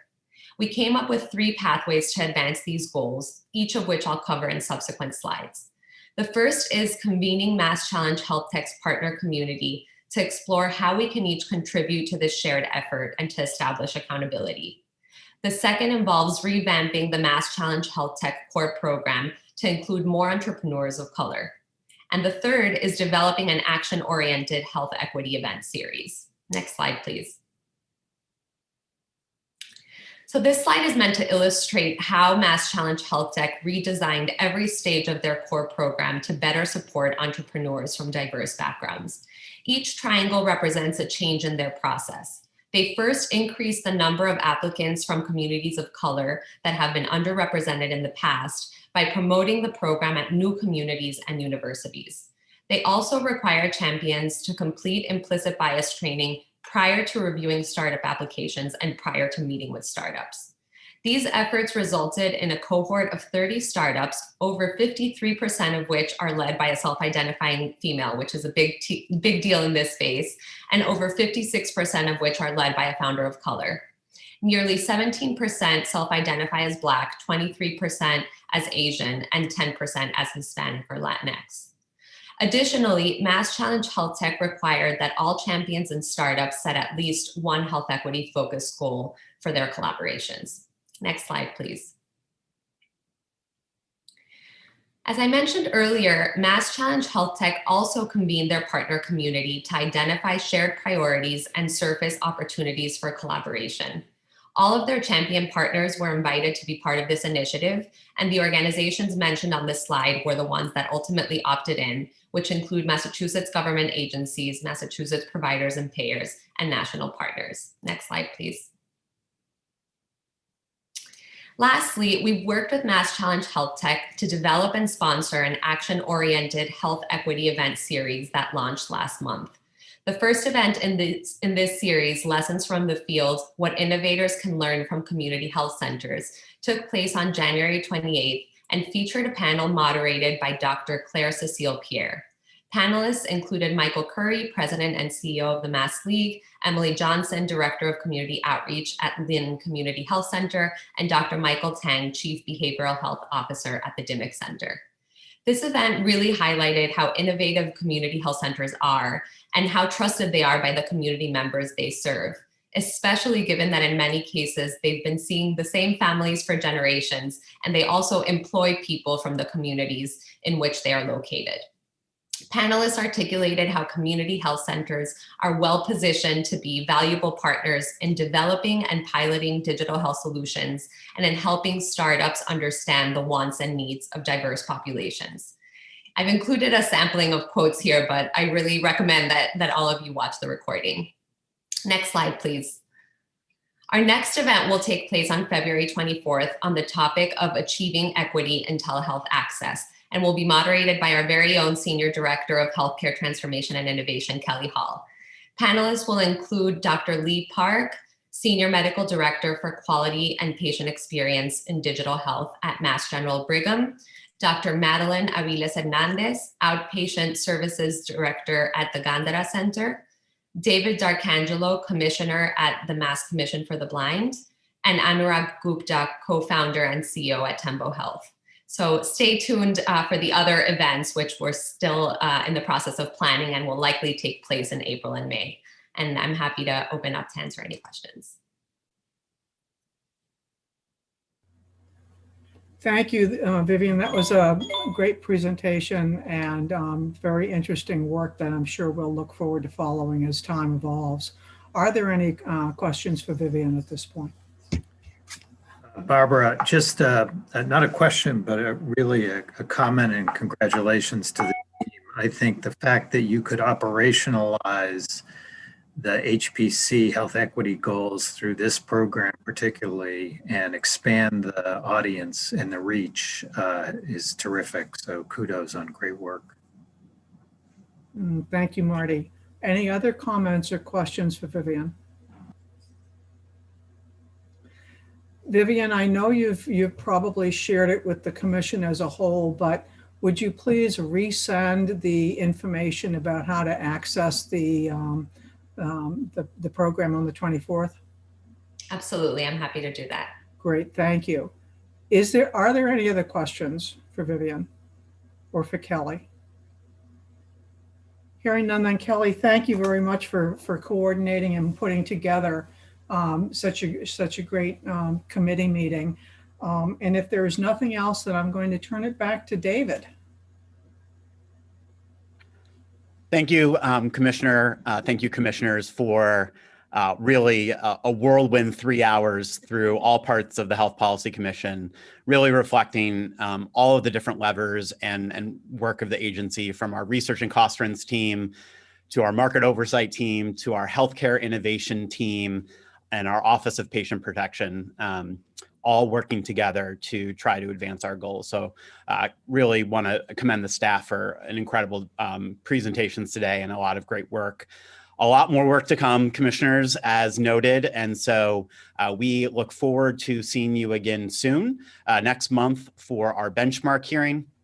I think if you advance one slide here, Hannah, you can see our upcoming schedule. So March 25th will be our annual hearing on the benchmark. So more information to come on that, but thank you all. And I hope everyone has a wonderful Valentine's Day and rest of the month.